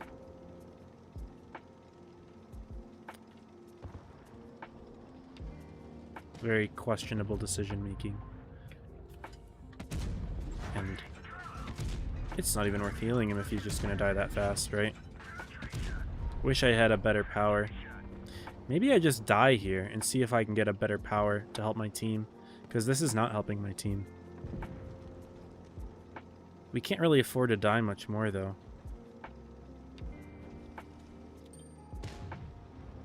So that kind of sucks. Whatever. Shoot me, I don't care. If I can get Catalyst would be good. Okay, I have Catalyst, so I can do damage at least. But this team still is just not good. And our 183 is, again... I mean, I guess he has to frontline at this point. There's not a whole lot else he can do, but it's just not a good tank to do it in. Right? So, I just don't see any win here. The best I can do is just put out clips.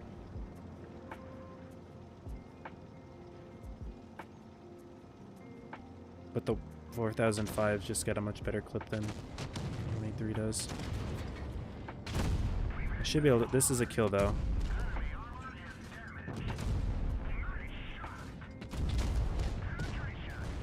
Good.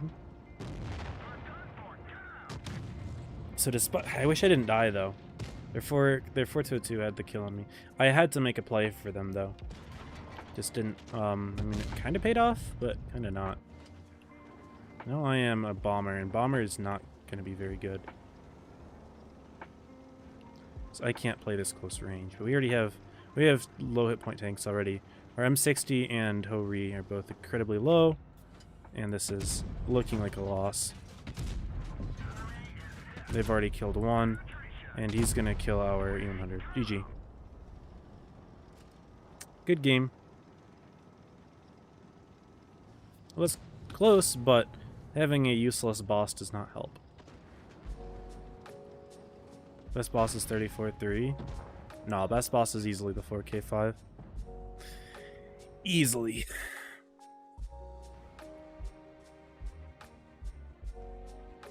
Well, this is the grill. DPM's good, you have no armor, constantly spotted.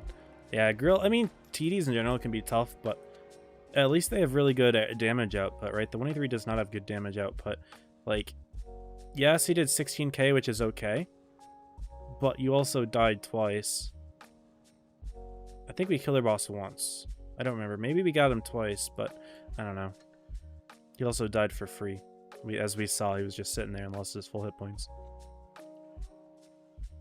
It's just not a good boss tank at all.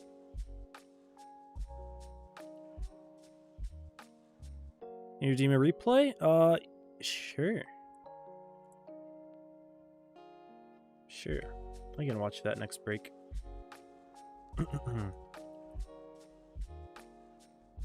Then it just means I probably don't have time to play a battle, which means I'll have to sit here for a while.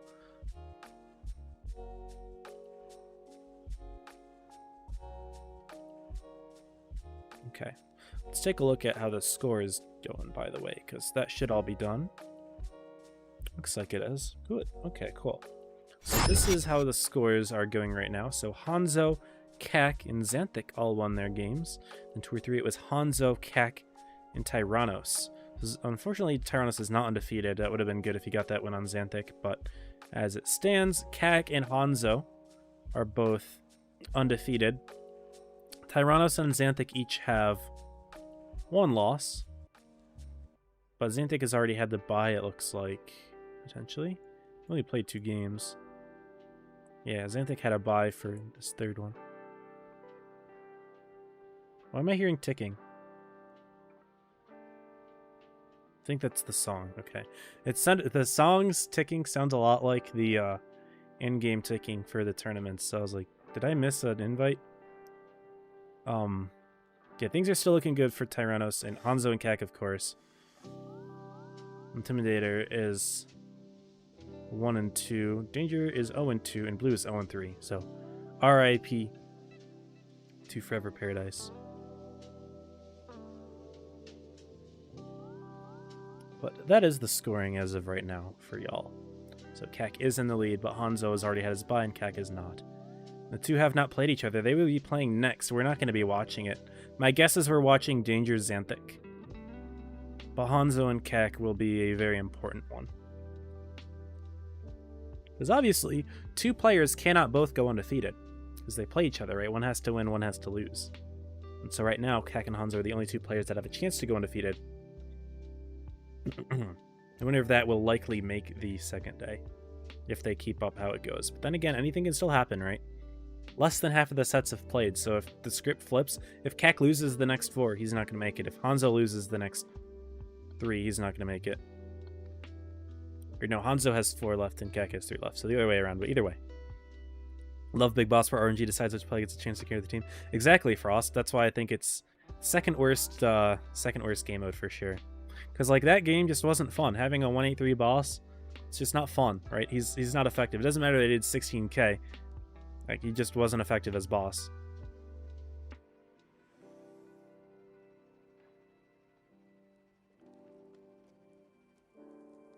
Chance old rating tank's going to come back? Probably not. I mean, honestly, knowing Wargaming, though, they could absolutely change their mind. They've gone back on many things in the past. I wouldn't be that surprised if they changed their mind, I suppose. It's unlikely, but it's possible. No, we are watching Hanzo Keck. Never mind. So my theory was wrong about how this goes. How the teams are followed. So Hanzo and Keck for the scoreboard. Cool.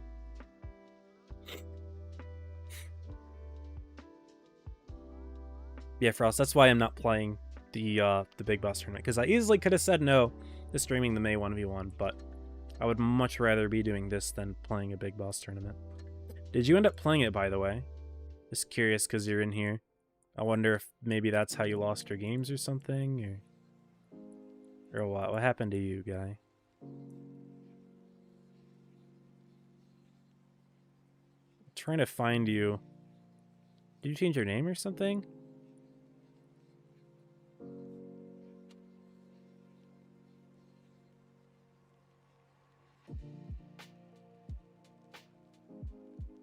Frost, did you change your in-game name? Because I'm trying to find you. Oh, no, you have 2 underscores. That's why. I was looking for 1 underscore. No, he didn't play the Big Boss. Smart. Smart. At least have 30 parts of the Fearless. Yeah, that is pretty useless. Still probably worth holding on to just in case, but yeah. Time to try to get the T49 Fearless. We'll have fun grinding a 3-month rating season.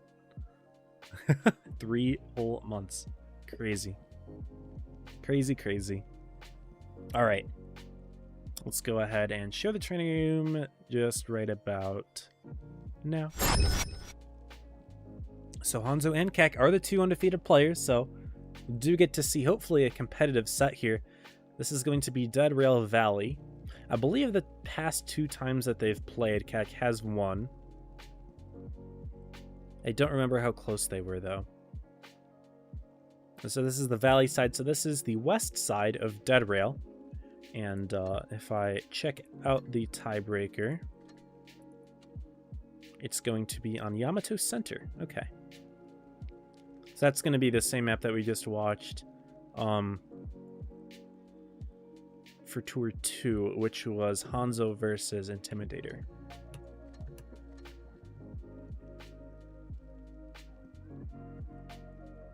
But so far, a lot of these sets in this top stage have been 2-0s. Have there been any 2-1s? Yeah, Xanthic versus Tyrannos was a 2-1.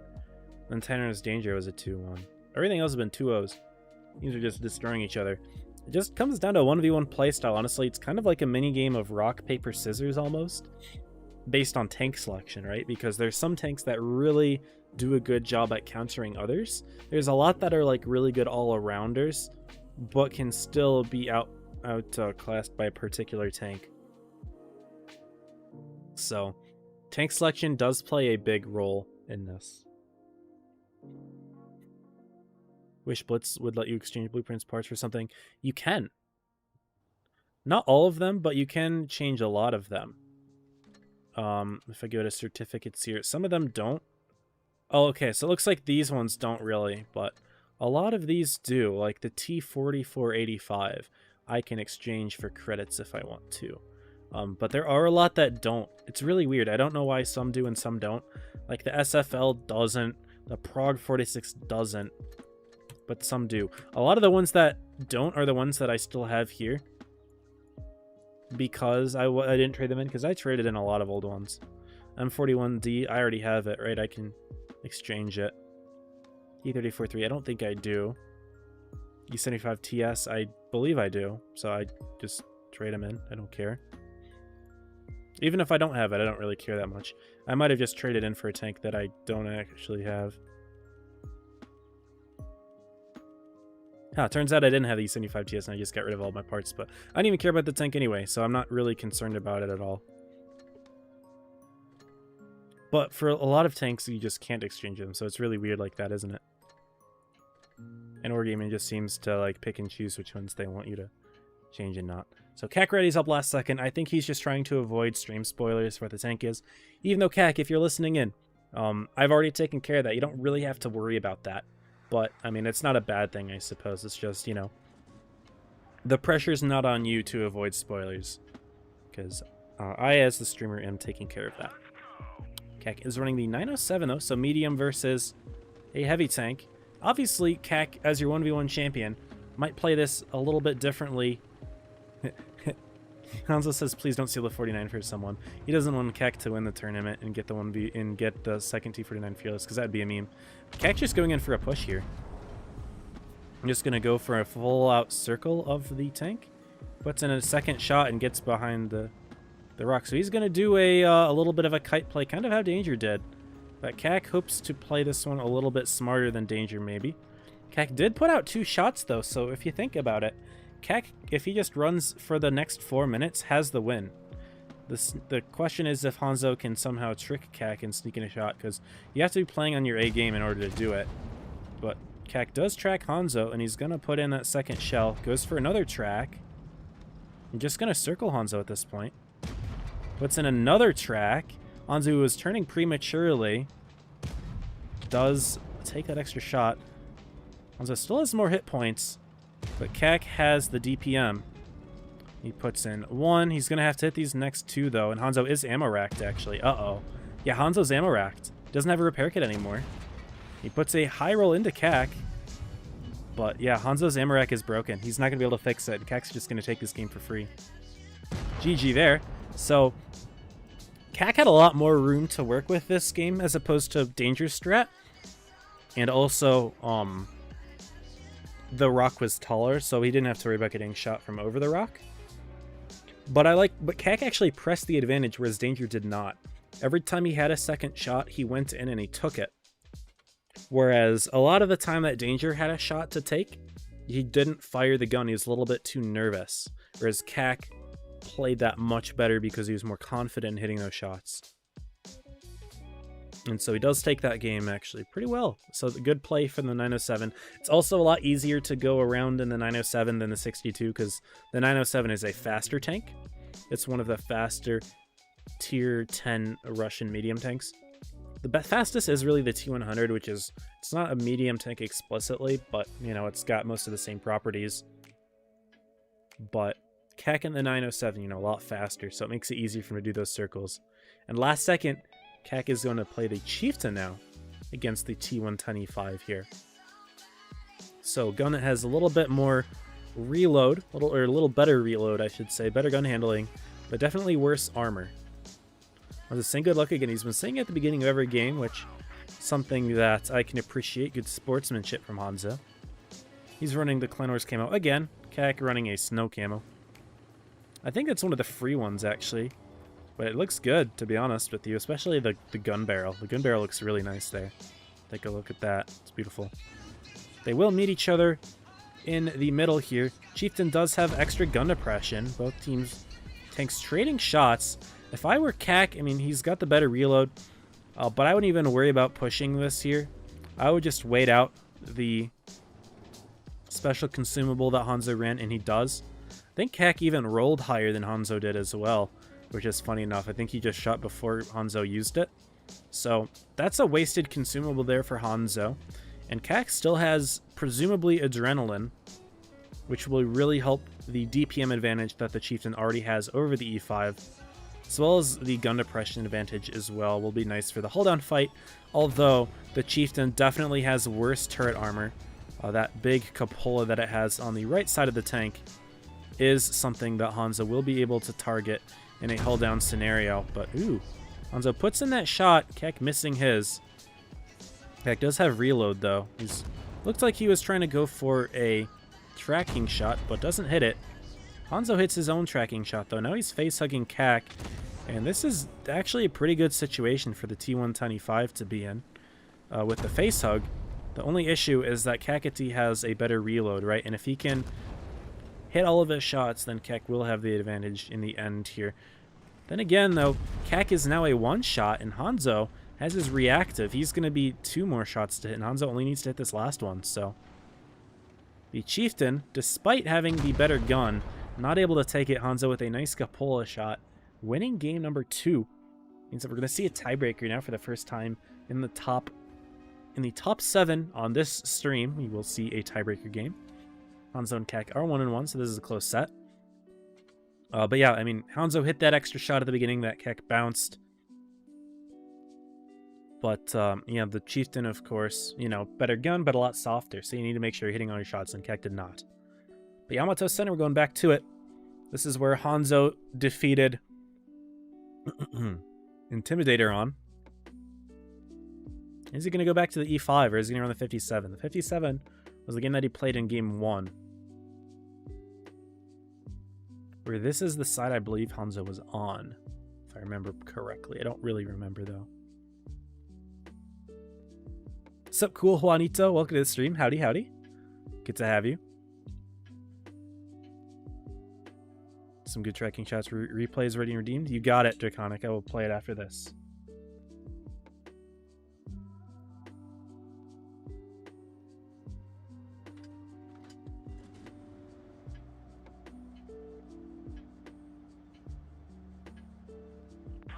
Here we go, y'all. Game number 3. And it looks like Keck's actually running the Badger against Hanzo here. GL, but prob GG, says Hanzo. Nice counter pick. Yeah, so Badger has done well in the past, as we have seen. Intimidator ran it quite well. Keck's just saying ... And they're actually going to be playing right up against each other right now, even though Hanzo doesn't realize that right now. They proxy each other. Uh-oh. And Hanzo pushing it. Why would you do that? Questionable decision there from the E5, and he runs his reactive. You don't want to face hug the Badger. No, that's the worst thing you can do in the E5. You're not a difficult pen for the Badger, that's the issue. He can pen you without a lot of issues. I don't like this pick. I don't like this idea from Hanzo. Yeah, because Hanzo turns his turret to get a shot into Keck, but then Keck just puts one back, and it's even bigger. Because he just makes his turret even easier to pen. Yeah. If I were Hanzo, I would not have pushed that. You know, he proxies the Badger, but he's still on the other side of the building, right? So he has time to back out. But instead, driving all in, and I can respect the idea of, you know, just committing to what you practiced or to committing to your style, but in the end, I think objectively it was not the right decision and did definitely cost him that game. You're not going to win in a Mexican standoff like that.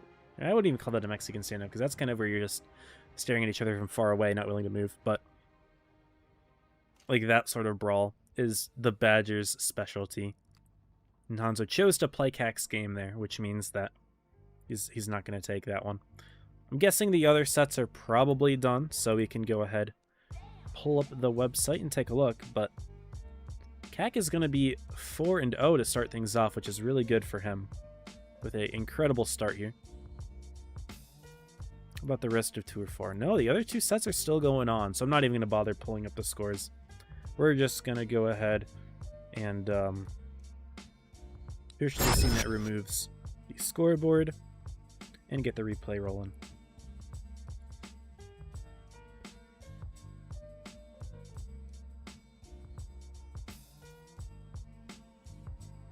So here we go. And it looks like we got a boss mode game in the Panther 1. So, Draconic, I'm guessing you are grinding out the Panther line. I can also surmise that by the fact that you only got 1 provision, which means that I'm guessing you're saving credits, which means you don't have that many resources on this account. So my guess is that you don't yet have the E50M, so you're grinding it in this mode, which is a great mode to grind in, probably the best. So, good call there. I would say that this is probably better than Uprising for grinding credits. He's immediately going in. He's got Bomber. I think that's a mistake. Definitely. You want to get your level closer to level 2 before you go in. But he does have another bomb, uses it, but only damages 2 tanks. So good try. I mean, you got 1.7 to start off, but what I would definitely recommend doing in the future, Draconic, if you are listening to the live feedback, is put in a couple shots before you use your bomb ability, because it means that you can chain them instead. But nice ability usage here. The Hellcat will take a lot of damage from your ability. So good start there. Now fighting off a VK. Get your ability back, and this is a good ability to use on a boss. Would not recommend using it against this guy. He's obviously a one-shot already. But now you've got the Hellcat here, and this is a good chance to use it. Yes, this is beautiful. Lots of damage is going to come in right here. He launches here, though. Uh-oh. But you still got this. He should die. Yeah. So good job. Already picked off the boss 1 time. Quick. Less than a minute and a half into the battle. An already level 4 ability. A very good damage output, of course, if you do get a level 4, level 5 catalyst. And yeah, this should be damage farming central. You can put that next shot in. You don't even need to put in another. You could have put it to another tank, potentially just to spread the poison out a little more, because the poisons don't actually stack, which is kind of a bummer. It's not like if I shoot you twice it double ticks you. It just resets the timer. But you know, it's not that big a deal, right? It's only saving you an extra, you know, maybe 100 damage if you switch targets and stuff, so not that big a deal. Just some slight optimizations to be made to the gameplay if you really cared about them. Also, looks like someone on your team does know the Graviton strats, putting them real high up on this map. My favorite place to put them is around the ship. It can be really fun to try to drown somebody using a Graviton. I've done that before. It was really funny. Nice kill there on the Eagle. You got such a good reload with Graviton, or with the Catalyst ability, because not only do you do more damage with your ability, but it also reduces your reload. I don't know if it affects your alpha damage. I don't remember. but I know it reduces your reload. And so he's dead. Looks like you are aware of that, the poison ability, so yeah, it definitely looks like you do more damage with your alpha as well. But shooting the boss, definitely the priority. And you're doing good damage to him there. Resetting that tick one more time. He does launch you though. Ouch. But he's getting sucked around. He bounces you. That's going to allow you to get a kill potentially. Nah. The ability just comes back a little too late. Good try though. Go SLG. Yeah, Steve boy. SLG is totally in this tournament. Lol. Nice. So now you got Bomber. Bomber is kind of an unfortunate ability to get at level 5, but nice. Lost about a third of your hit points for that ram, but it looked cool. I'll give you that. I will give you that. Yeah, see now your reload is 3.1 as opposed to 2.8, so it looks like it's about 10% off your reload. Having that ability, because it's nice to have. Rip. Go for another bomb before you die, though. Ooh, it actually allows you to get the kill there. Sneaky. Use him as cover. It's going to disappear soon, though, so careful. He's just going to launch you, and that's going to kill you, I'm guessing. No, it doesn't. He pushes you into safety. If you survive for a little bit longer, no. Could have gotten another bomb off if you waited. Good try, though. 12 kills by the Tyrannos. Got 12 kills. Man is absolutely farming the enemy.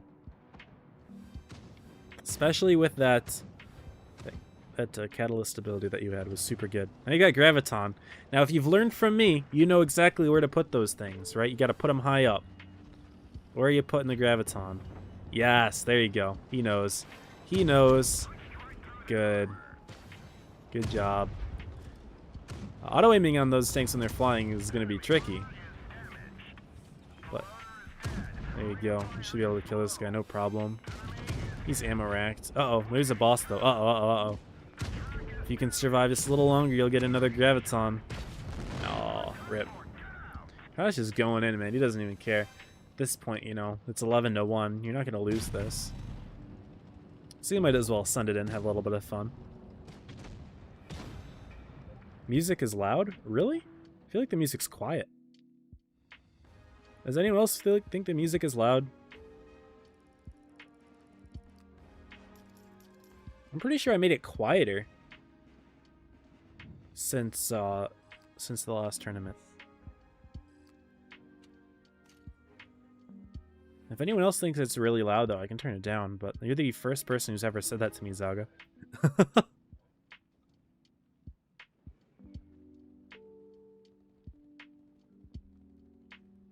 But nice game. 13K. That was more than the next 3 players on your team combined for the most part. That's crazy.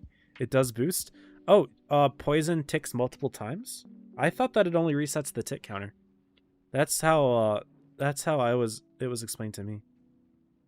Big Boss 1v1? That would be something. What's up, T-Dub? Is this actually T-Dub? Or is this someone pretending to be T-Dub?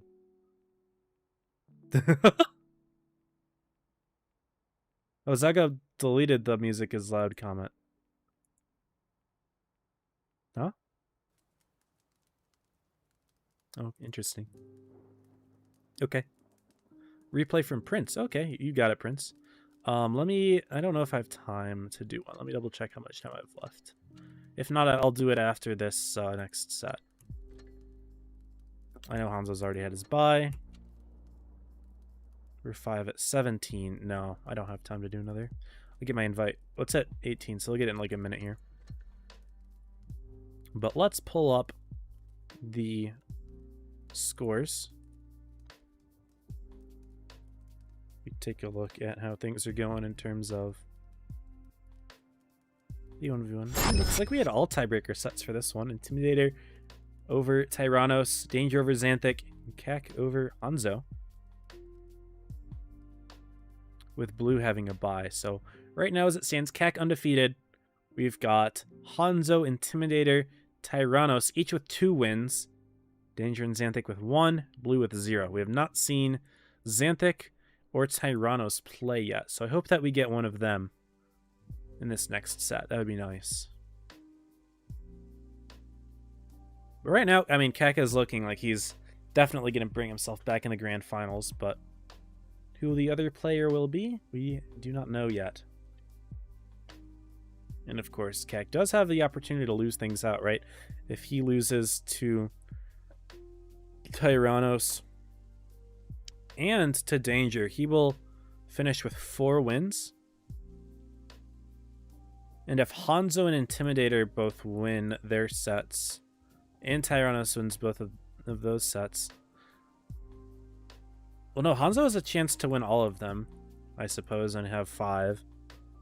I don't know. I think that it's still too close, but Keck does have the win over... No, he doesn't have the win over Tyrannos, but he does have the win over Intimidator, if I'm correct. Did Keck play Intimidator yet? Yes. So Intimidator can't eliminate Keck. So Keck will always place higher than Intimidator, no matter what. So Intimidator could get second, but Intimidator cannot be first. I don't know. I'm thinking into it too much. It's not that big a deal. After this next set, we will have a much better idea of who's still in the fighting. Because with the buys and everything, it confuses me. Okay, so we don't actually get to watch either Tyrannos or Xanthic right now. We are watching Blue and Danger play. So hope that we at least get to stream them at least once, because that would be nice. Can barely hear it. Yeah, it's quiet, I feel, which is good, right? I don't want it to be too loud. It should be pretty quiet. Especially when I'm talking, right? I don't want it to play over my voice. So if I'm not saying anything, you should be able to hear it just fine, although quietly. Ideally, right? So if I'm not saying anything, hopefully you can hear it.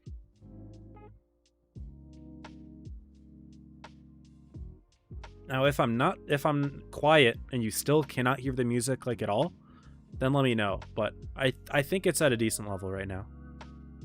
If not a little quiet. I think I lowered the decibel by 1. I am T-Dub.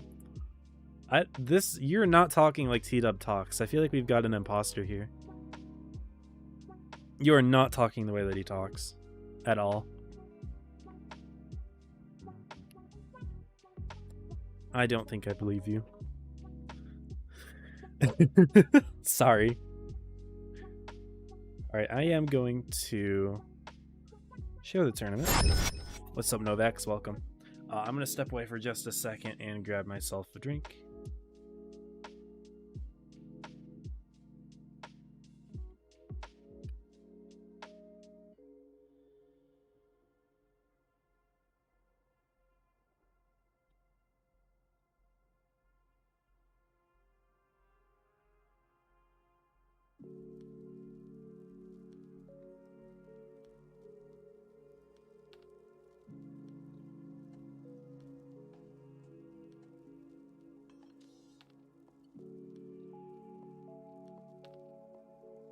All right, we're back. Get the blanket on because it is cold where I am right now.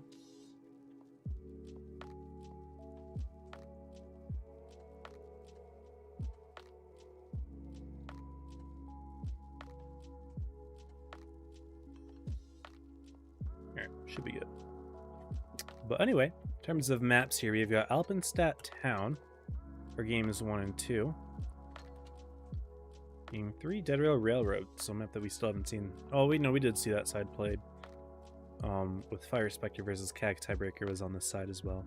So, we're good. But Danger playing the 777, and Blue in the IS-4. I think this will be an interesting match. IS-4 having the better armor, 777 having the better gun between the two, but also still respectable armor that could bounce shots, so we will see. Will Blue finally get his first win? He's unfortunately 0-3 to start things off, and he just had a bye in Tour 4 to kind of recharge and kind of reassess things. He's not out of it yet, right? If he wins the next 3, he could still be able to qualify potentially. I don't really know. not 100% on that, so maybe I shouldn't have said that, but, you know, I still think that most players are in the running right now. But Danger has 1 win, and it would be good for him to pick up a 2nd. Danger's already had his bye, I believe.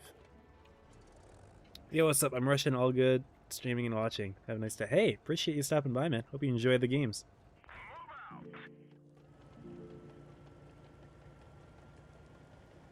Lose a friend, he's doing poorly. Hope he does better wins. Yeah, he's good.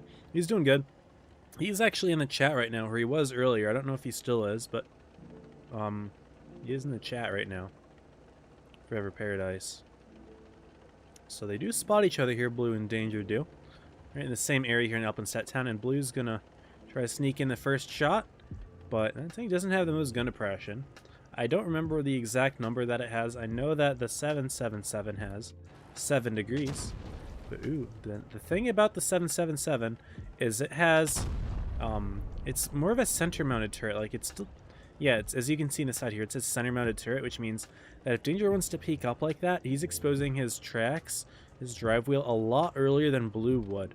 So that actually gives Blue a really easy target to hit if it does come to this sort of engagement. So maybe not the best way for a 777 to fight here. So maybe, I mean, obviously the tank is new. Everyone's kind of still learning what works with it and what doesn't work. But this is definitely something that I would say just doesn't work for it at all. Maybe not at all. Maybe that was a little bit harsh. But just in general, if you know what I mean. Like, it's just not a good way to fight with the tank yet. Does sneak in an HE, but I don't know if that was worth it either, because that means Blue has the opportunity to put in a full shell. He doesn't, though. He backs off.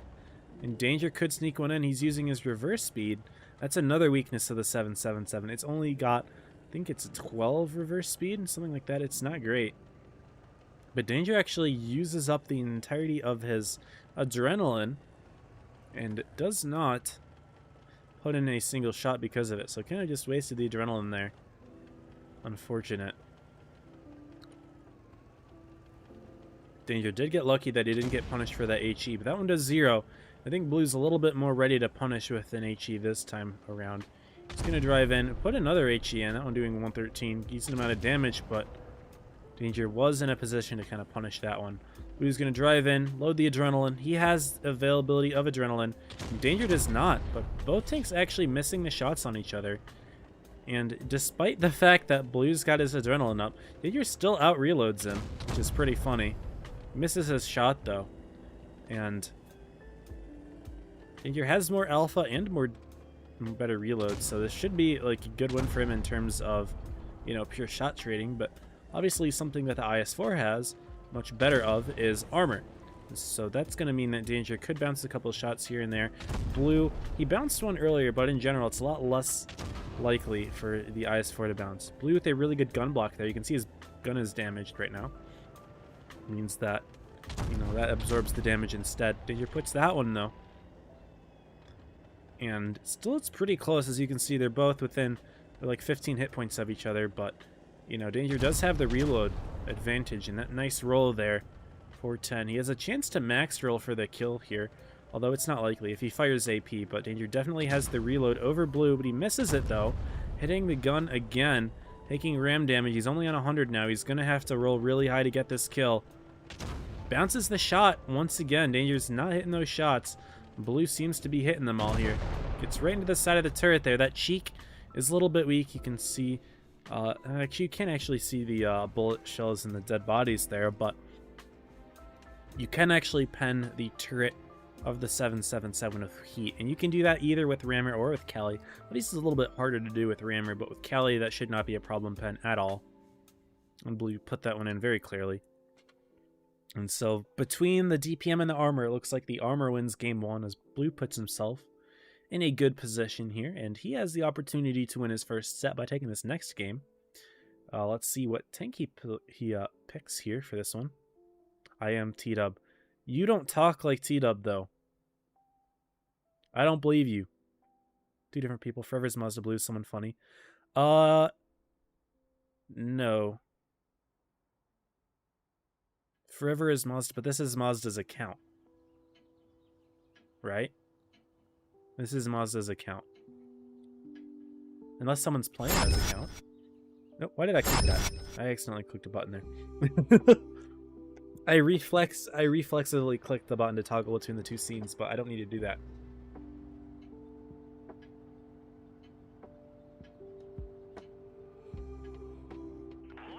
Because Forever was in the chat earlier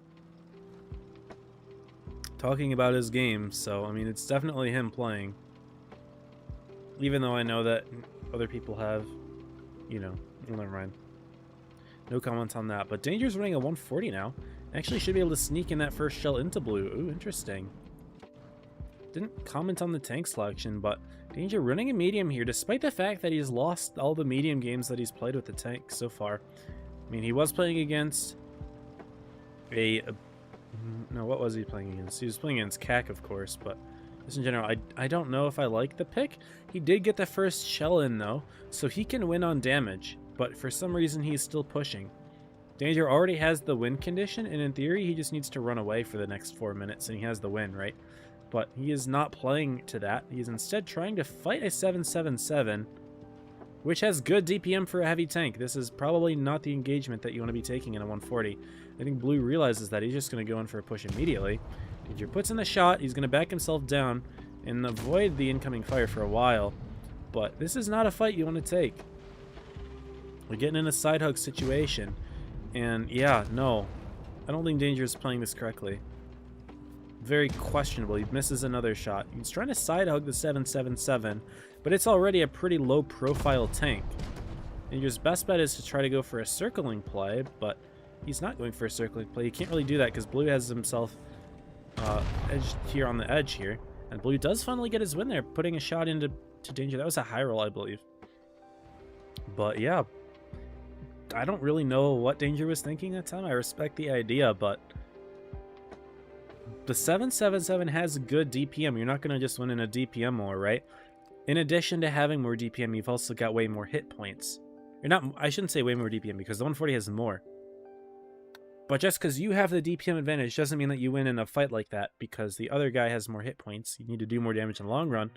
And so it's not that simple, right? And so that was just the wrong engagement to take. So, unfortunate plays there from Danger once again. And we'll drop that set, and Blue does get his first win though, so congrats to Blue for dub number 1. Gets himself on the board there. He will be tied with Danger as in 1 of 3 apiece, both being 1 and 3. But Blue will have the head-to-head, putting him above Danger actually. Also looks like Hanzo defeated Xanthic 2-0. So Xanthic is now also 1 and 3. Interesting. It's got 3 players that are each 1 and 3. So things are starting to not look good for any of them, to be honest. Earlier I was saying Blue might still have a shot, but I don't actually think that's the case anymore, because now Hanzo has 3 wins. And Blue, Danger, and Xanthic each have 1. So if they win their next 2, and Hanzo loses the next 2, Hanzo should still have the advantage over them, but maybe not if there's a head-to-head issue. Keck is 4-0. I think he's having his bye right now. No, he's playing Tyrannos right now. Never mind. Keck is playing Tyrannos. I guess I should pull it up and show you what I'm talking about, shouldn't I? Huh? Sorry. I just realized I didn't do that. So Hanzo beat Xanthic. Blue beat Danger. Keck and Tyrannos are still going on, so that means it is Intimidator with a bye. But yeah, 3 players are all 1 and 3. So in theory, if they win both of their next 2 and Hanzo loses his next 2, they'll all be 3 and 3. But I think Keck is guaranteed in at this point. I don't think anyone can get 4 wins. Well, Intimidator and Tyrannos could get 4 wins, I suppose, but it's not likely. It is very likely that Keck is in the grand finals once again, which would be insane. That would be crazy.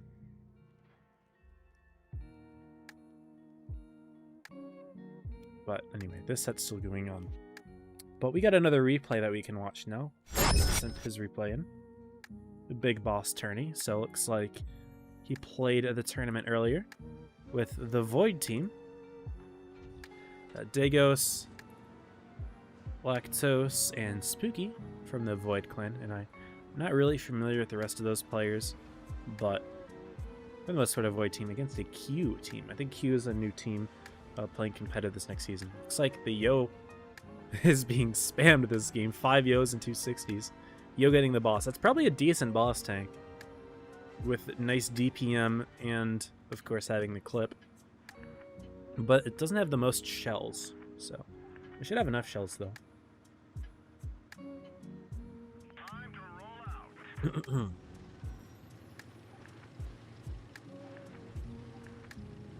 The enemy has a 7.7s, 2 of those, actually. 3 T57s, wow. This is just interesting to see, like, the boss meta lineups here, because the Yos seem to be the play, according to Void. Other team running half Clippers, and then other miscellaneous tanks. And they're all aiming up. Looks like we've got 3 Gravitons for the Void team right now, which is a really good start. Of course, Bomber is a good start as well, and they do have 160 TP Bomber, but triple Graviton and the fact that they're on VC together means that they can all like, Graviton like at the same time and really like just build the strength up. Right now, looks like Lactose did get spotted, so some shots are going in. Uh-oh. So, rough start. Yeah, they're taking a lot of damage there. Yikers.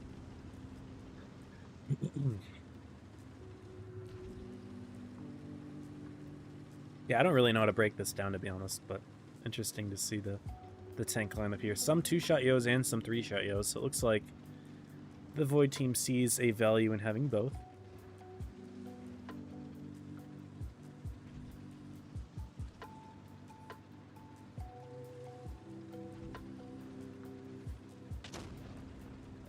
Oh, their boss is a 2-shot, actually. I just noticed that. So he doesn't have the DPM gun. So his damage output is going to be more in the alpha side and quick burst, as opposed to the really good, you know, DPM, like sustained DPM that tank has. I like Prince putting the poison into multiple tanks there. It's a good decision. Allow them both to chip out. But their healer's putting in some work in healing those poisoned tanks. However, looks like the 57's getting quite low already. Yep. Nicely done there. Prince is putting in poison. So good job there. Taco put some poison back, though.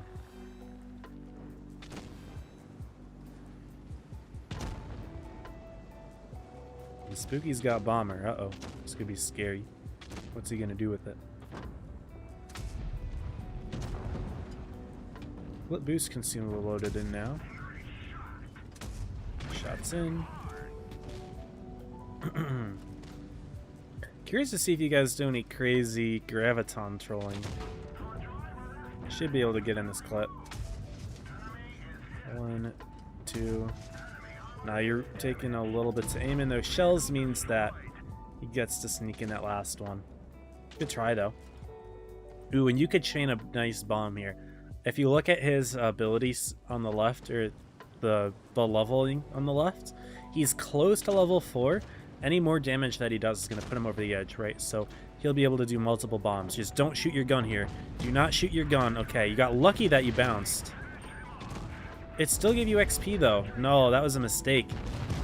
Could have double bombed there. Looks like even though you bounced off of him, it gave you enough XP to level up, so you didn't get to double bomb. That stinks. No, wait, you still haven't double bombed. Never mind. You just didn't get enough damage to level up. No, that confused me. Either way, you're level 5 now, and you've got Graviton. Okay, now we're going to start to see the Graviton trolling in effect, I believe. Yeah, they're doing it to you. The question is, do you have anyone else on your team who has it? So right now it looks like maybe? I didn't see one. Oh, you do. You do. Spooky has it. So if both of you can coordinate them together, that could be mega troll. So I'm guessing you guys are kind of figuring out when you're going to do that. Good shots into Steampunk. You got to do something with that Graviton ability. You guys both have it together. Nope, not coordinating it. Never mind. Maybe they don't know. Prince, are you aware that stacking the Graviton ability makes the pull a lot harder? That way, if you both put them together,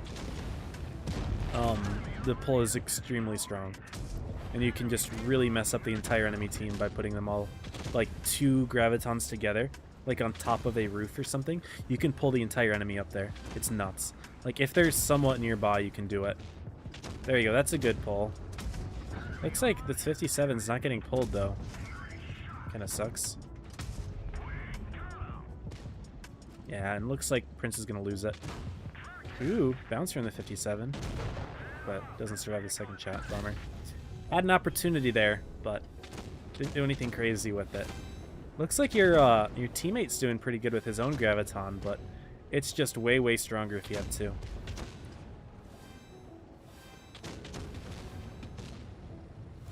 The enemy's also pushed right into your spawn here, which is interesting decision. Because you guys spawn right on in and you're immediately there again. You're getting farmed, it seems. Got some poison on enemy boss. That's pretty good. Should be able to take him out here. It's 1. So that those shots should... Yeah, he's going to be taken down and killed. Good job getting another kill on the boss. Whereas yours, I believe he just lost his first life. Spooky's still doing good with his Graviton, by the way. Still alive with it.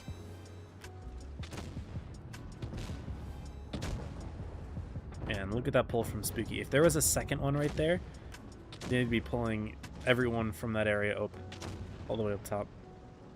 Looks like he's the only Graviton on your team now. I can see everybody else on the screen.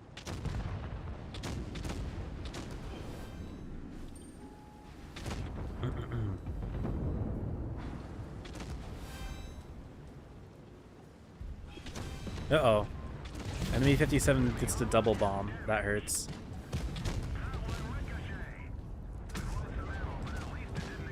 He does go down. It's 12-3 right now. And it looks like your Yo is just putting out a ton of damage right now, so it's looking good. Again, you only need 3 more kills. Looks like the 777 can be one of them. Prince is going around for it. Dagos might get it first. Does so. So you only need two more kills, so no need to fire at the boss, I suppose. Your boss is actually getting kind of clapped here. Ooh. 4K5 bombs, yeah. But now you do have Graviton, but only 1 kill left needed from your team, so you might not even get to use it.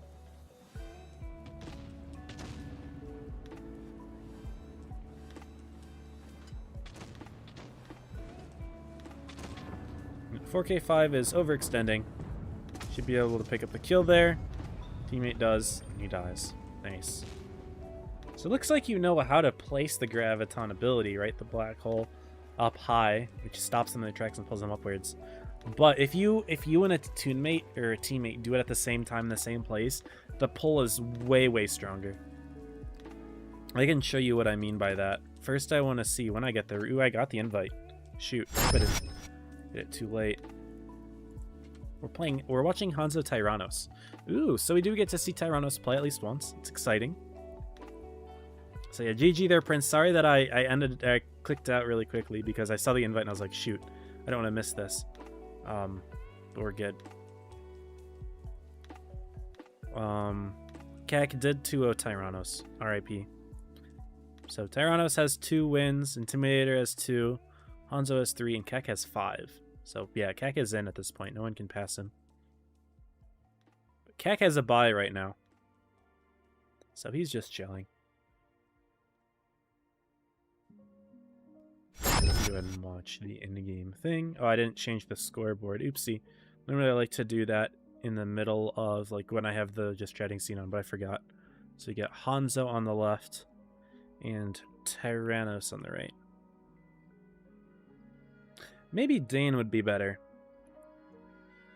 Yeah, DA1N. I'm going to pronounce that as Dane, but I think that looks a little bit better. Even though I know that's your clan tag, but you have it at the beginning of your name too, so that is what I will use. The less characters, the better it looks on the scoreboard. Guess we know that. Okay, gotcha, Prince. Right on. I just thought I was going to see more of it, I suppose, because it's game-breaking, but I guess I did kind of assume. Did we get another replay redeem? No.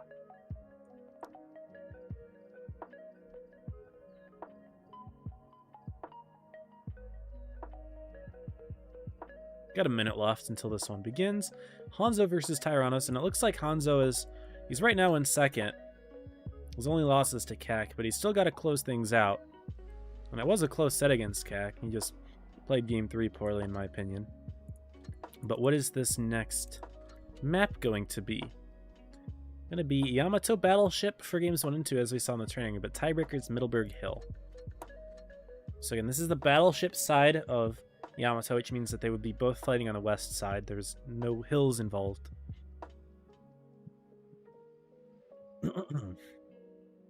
Hanzo is going back to the trusty T-57 Heavy, which is a tank that he does quite well with overall.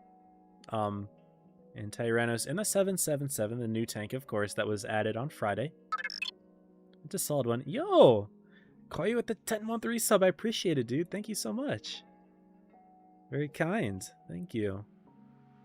Let's go. It's been 10 months. I'm now in double digits, so I get a reward. I think the next sub badge is at 12 months, I believe. I believe 12 months is the next reward that you get, but I appreciate the sub, man. Got unlucky later and less than 2 people got in battle. I see. Hanzo says nub to Tyrannos. Uh-oh. I was so used to Hanzo having such good sportsmanship. And now Tyrannos says Hanzo made trash. I'm guessing these two players know each other. That's a meme. Yo, and we got the raid from Crow. What is up, y'all? So, Crow, how's it going? Welcome to the stream. I'm on delay again. I'm sorry. It's another delay stream. I did my non-delay yesterday, and now we are back with players bantering each other. I'm guessing this is in good blood, right? I don't expect to see toxicity from Hanzo, especially after, he's been saying GG or GL at the start of all these battles. Tyrannos going for a blind fire there in the 777, by the way. He thinks that Hanzo is over on that edge, but oop, Tyrannos backs himself in just at a perfect time for Hanzo to spot him. For them to spot each other, I suppose, but not quite put any shots in. Both players do go unspotted. Yeah, how was your stream, Mr. Crow? Exclamation parade does not work here. Nice try, though. What up, y'all? Good to have you. Reaching 34 native delay. Yeah, appreciate it, Soak. You have a good one now. Thanks for stopping by. Hope that you enjoy the set. Hanzo's driving backwards here. Interesting. He wants to put in his clip and then immediately run away. I like that idea.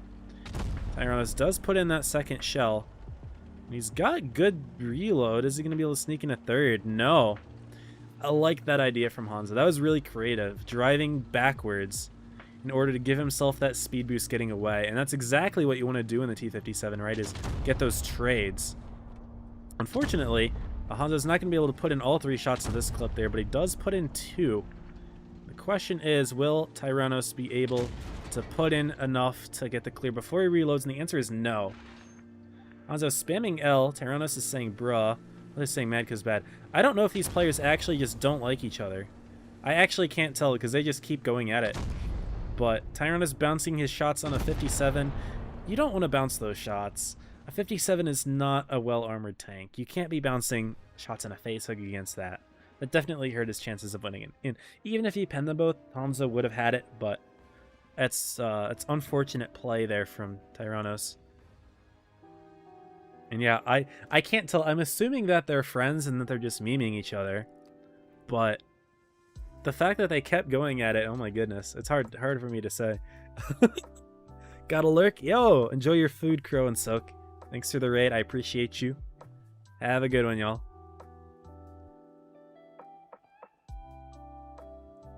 See y'all around. Anyway, here's game number 2. Tyrannos going to the 140. All right, medium time for Tyrannos. Thinks that maybe he can stop the T-57 with a medium tank. I'm assuming that's what he thinks Hanzo's going to play. Hanzo's going to counter pick to a E4, though. Ooh, this is spicy. E4 is a newly buffed, very, very strong tank now. That Cupola used to screw that tank over entirely, and I would say that I don't know what tank the E4 could realistically beat in a 1v1. Because if he's fighting in an area with hills, they're saying hacker and luck. So I think they're memeing. I think they are memeing. The E4 is a scary tank though, because it's got a big gun, right? It packs a big punch. But now it's like they can't get Cupola sniped anywhere. The 140 can't go for sneaky Cupola snipes and stuff. Tyrannos is just gonna have to try to circle it. But Hanzo is probably smart enough to back himself into a wall if that happens. Tyrannos in the 140. Ooh, looks like he's got the ratings cam on this tank as well, so he played this tank probably a lot in his ratings games. Not going to spot Hanzo there as he's crossing directly over the ship area in the E4. And Tyrannos is going to come up behind him, but he's not going to try to push and spot him. No, he's just going to play wide and try to sneak himself around here. Using a dorm room green screen? Is this my real room? I'm always using a green screen. As it says, quit hiding and come fight like a real man. Yeah, he's definitely memeing at this point. Tyrannos instead turning around and see if he can catch Hanzo out a different way. Bot is scared. They are memeing.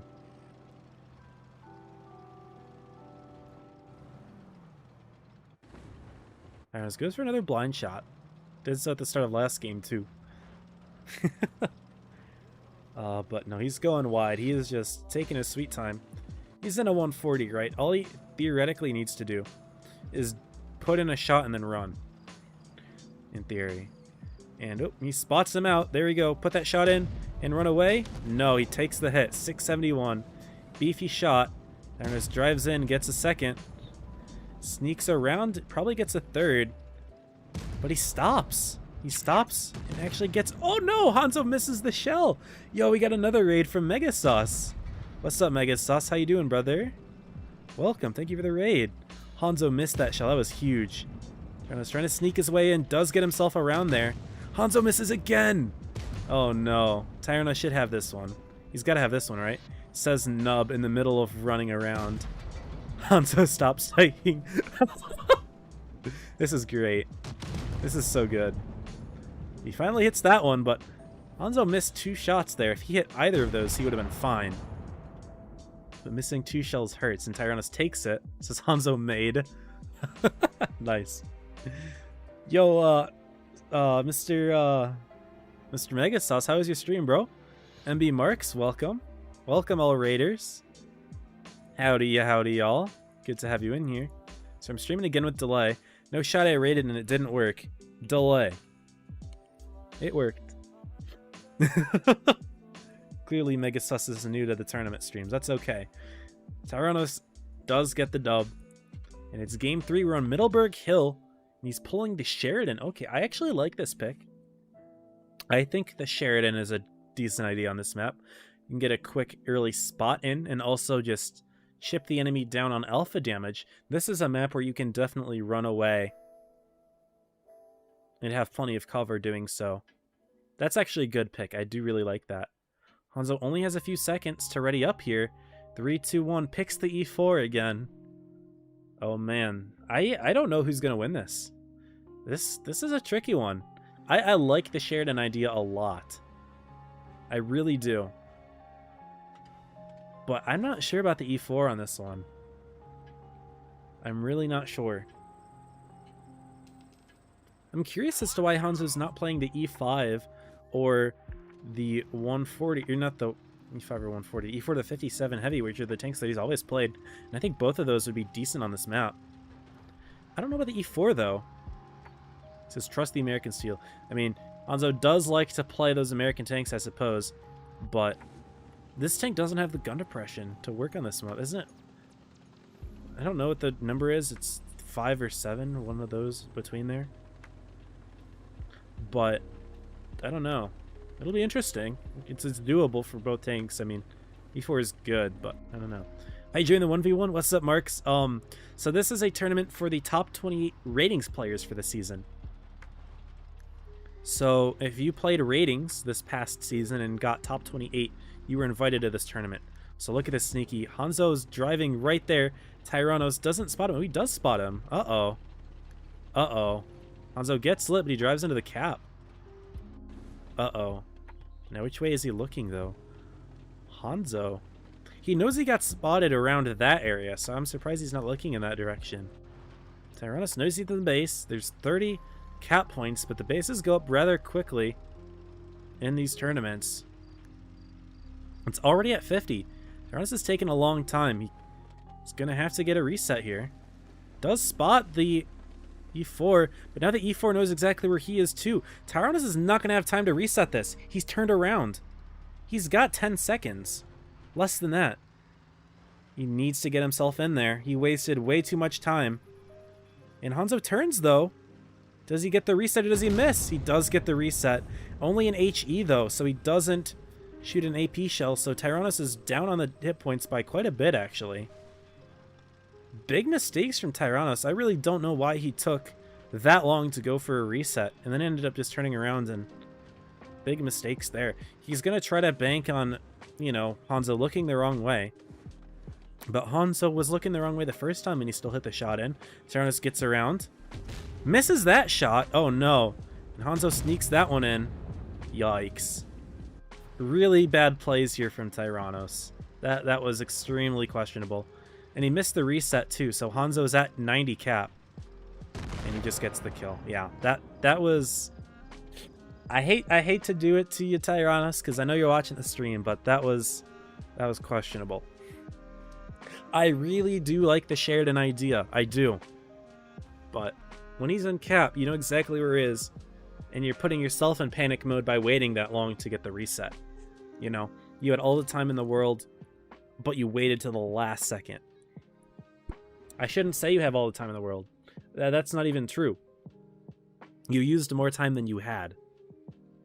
I shouldn't say that. You should say you don't have all the time in the world. That's what I meant to say. But either way, I mean, of course, you know, Tyrannos, congrats on making this. But unfortunately, losing that one probably guarantees that Hanzo and Keck are going to be the top 2. I believe. Thanks for the follow, Marks. I appreciate you, man. Good to have you in here. Howdy, howdy. Thanks for the follow. But yeah, so Hanzo's going to have 4 wins. Keck is going to have 5 right now, and potentially 6 after this last one. We'll see. But you know, Hanzo did take that one 2-1. So I need to update the scoreboard there. Oopsie daisy. Only for a sec, though, because we're going to pull up the online section here just to check things out. And as it turns out, Hanzo again over Tyrannos. Blue over Xanthic, so Blue's got a second dub. Very nicely done there. Intimidator over Danger. So Intimidator and Hanzo are going to be neck and neck here. But who has the head-to-head win? Have they played each other yet? Hanzo beat Intimidator. So I think Hanzo Keck is guaranteed now at this point. Because Intimidator has 3 wins. But even if Hanzo loses and Intimidator wins this next set, Hanzo has the head-to-head. So I believe Keck and Hanzo is going to be guaranteed for tomorrow.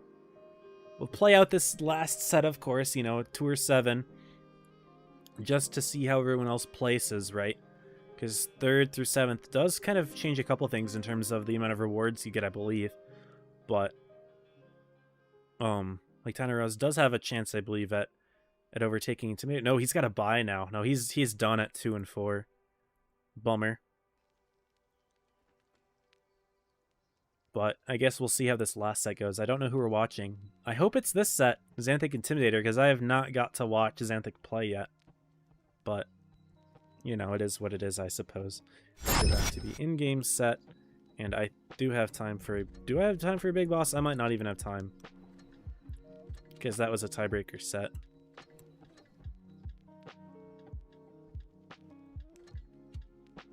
It's at 01. It's at 02. We have 9 minutes. Yeah, I have time.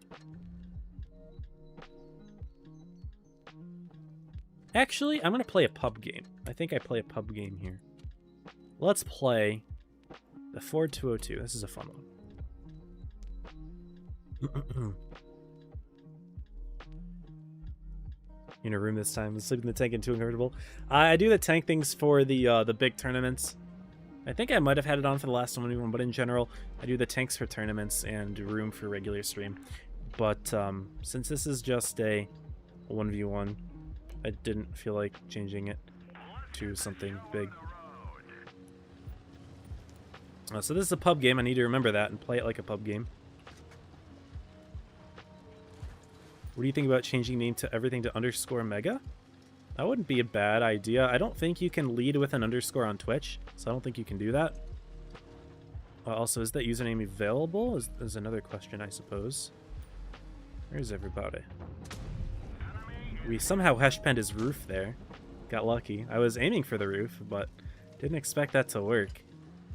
And my entire team's over on this side, so I should probably also play on that side. Ooh, they have players over here as well. Their 183 fired at me and missed. Our Batchet's already killed himself. Love that. So I'm safe over here right now, so I'm not going to cross.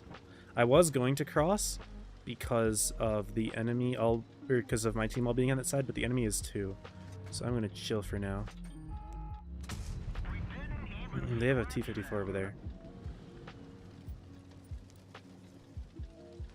But we are not looking good right now. We have no map control. And their E4 does hit me. Shit. VK's going around. I'm definitely bailing.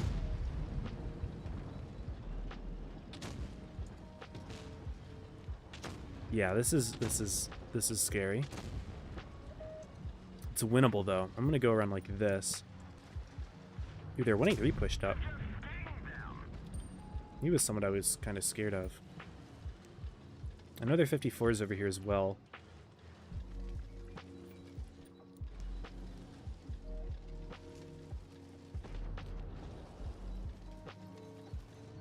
I got lit.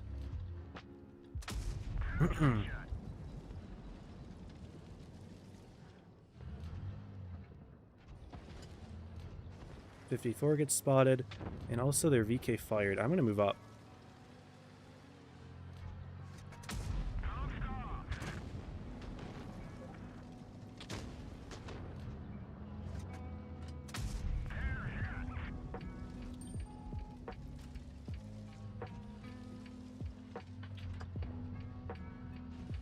I need to keep my eye on this 54 though.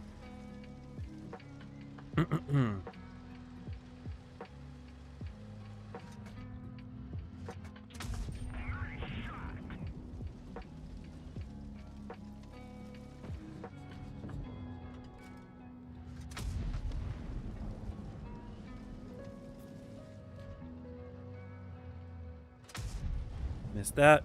Ooh, this is not looking good actually. This is kind of scary.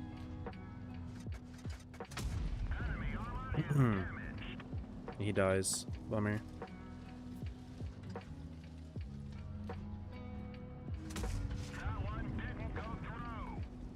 VK does fire his gun. Tell my teammates to shoot him. I can't make them though. Oh! That changes things. Oh man. Oh man. Oh man. Oh, that changes things big time. That actually kind of hurts my chance at damage here. This is so sad.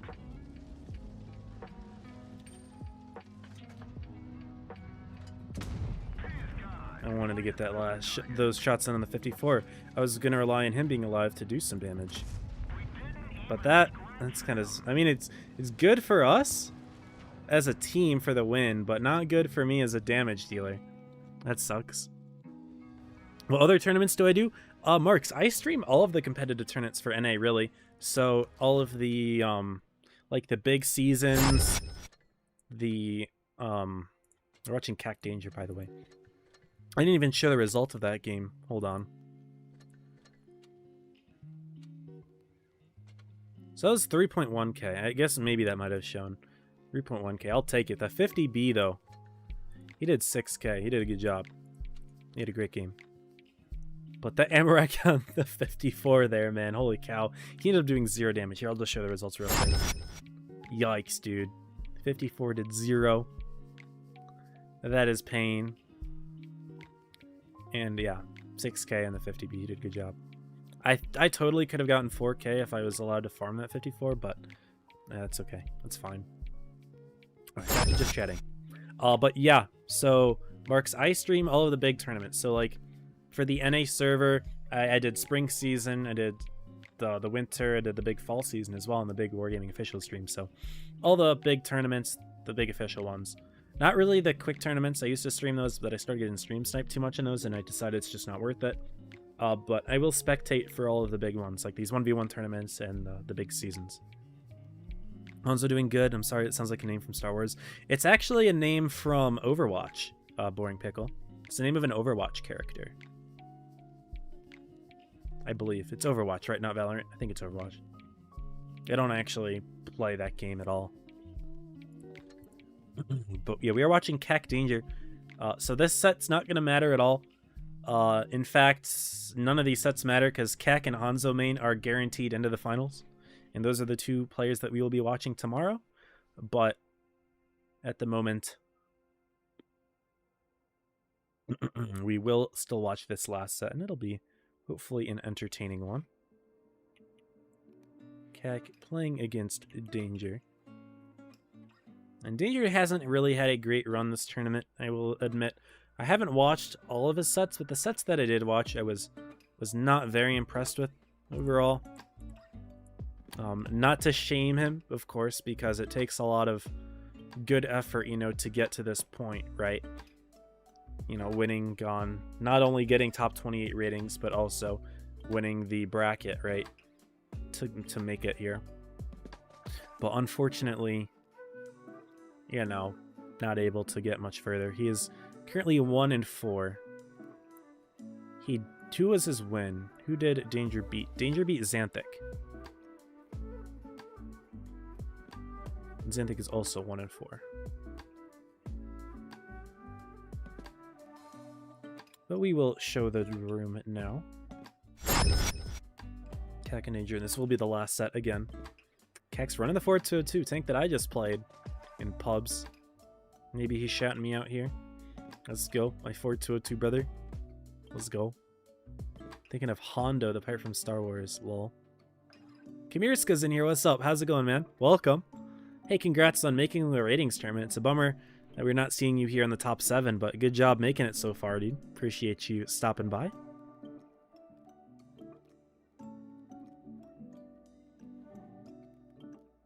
Now, Cry Harder and Nevis see each other, lol. W Hanzo, lol. Yeah, you two both made it. Did a good job.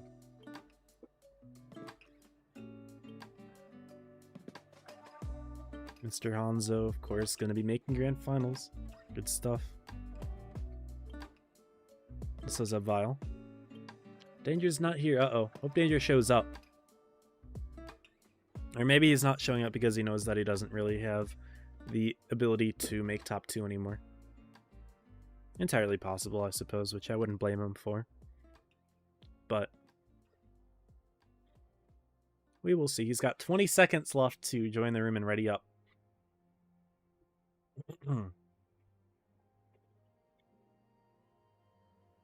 But yeah, things are looking grim for Danger. 10 seconds.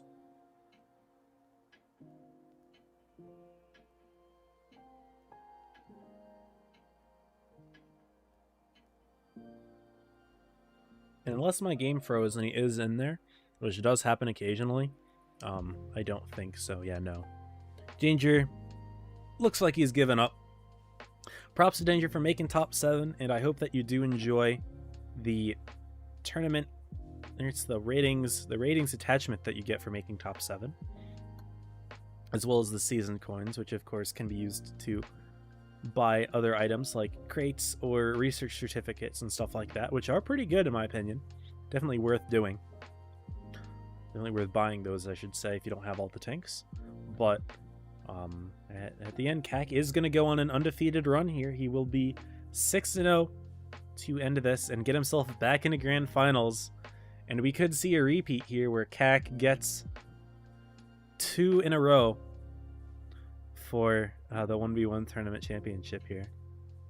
Never played OR, so I wouldn't know. I don't know either. I mean, I've never played either one, but I know that he's a character in one of those games. But here we go. And yeah, Keck wins it by default. And that set's over. Not that it mattered though, because we do have our top 2 in Hanzo and Keck in the grand finals. We could sit here and wait for the results of Xanthic Intimidator and Blue Hanzo, but honestly, I don't really think it's worth sitting around here and waiting. I don't think it changes anything at this point. Right now, it doesn't change anything at this point, and I doubt that y'all really cared too much about it either. So I'm gonna go ahead and end it here. But if y'all enjoyed the streams, make sure to drop me a follow on Twitch if you are new to the stream. If you're on YouTube, I invite you to subscribe if you're new, because of course do these streams all the time. Tournament streams, I cover pretty much all of the major tournaments for NA at this point. I don't see that changing anytime soon. I haven't really had any availability issues as of late. But I am gonna go ahead and end the stream here. So if you are on YouTube right now, I will say goodbye. If you are on Twitch, I'm gonna go ahead and get a raid started right now. So I would appreciate it if you go ahead and support the streamer that I'm sending all of my Twitch viewers over to. I haven't picked them yet, but I will do so soon. And for, again, everyone watching on YouTube, I invite you to subscribe, join the channel. Subs are coming in, and hope to see y'all around another time in a stream. I'll catch y'all around. I do have to give a special thank you to Koyo for the sub this stream. 10 months in a row. I appreciate that. Very kind. I actually don't see if it's 10 months in a row, but I see that it's 10 months. So Koyo, thank you for that. And then the raids from Crow and Megasus. Appreciate y'all for that. But I am going to go ahead and call it here. So yeah, as always, y'all stay safe. Happy tanking.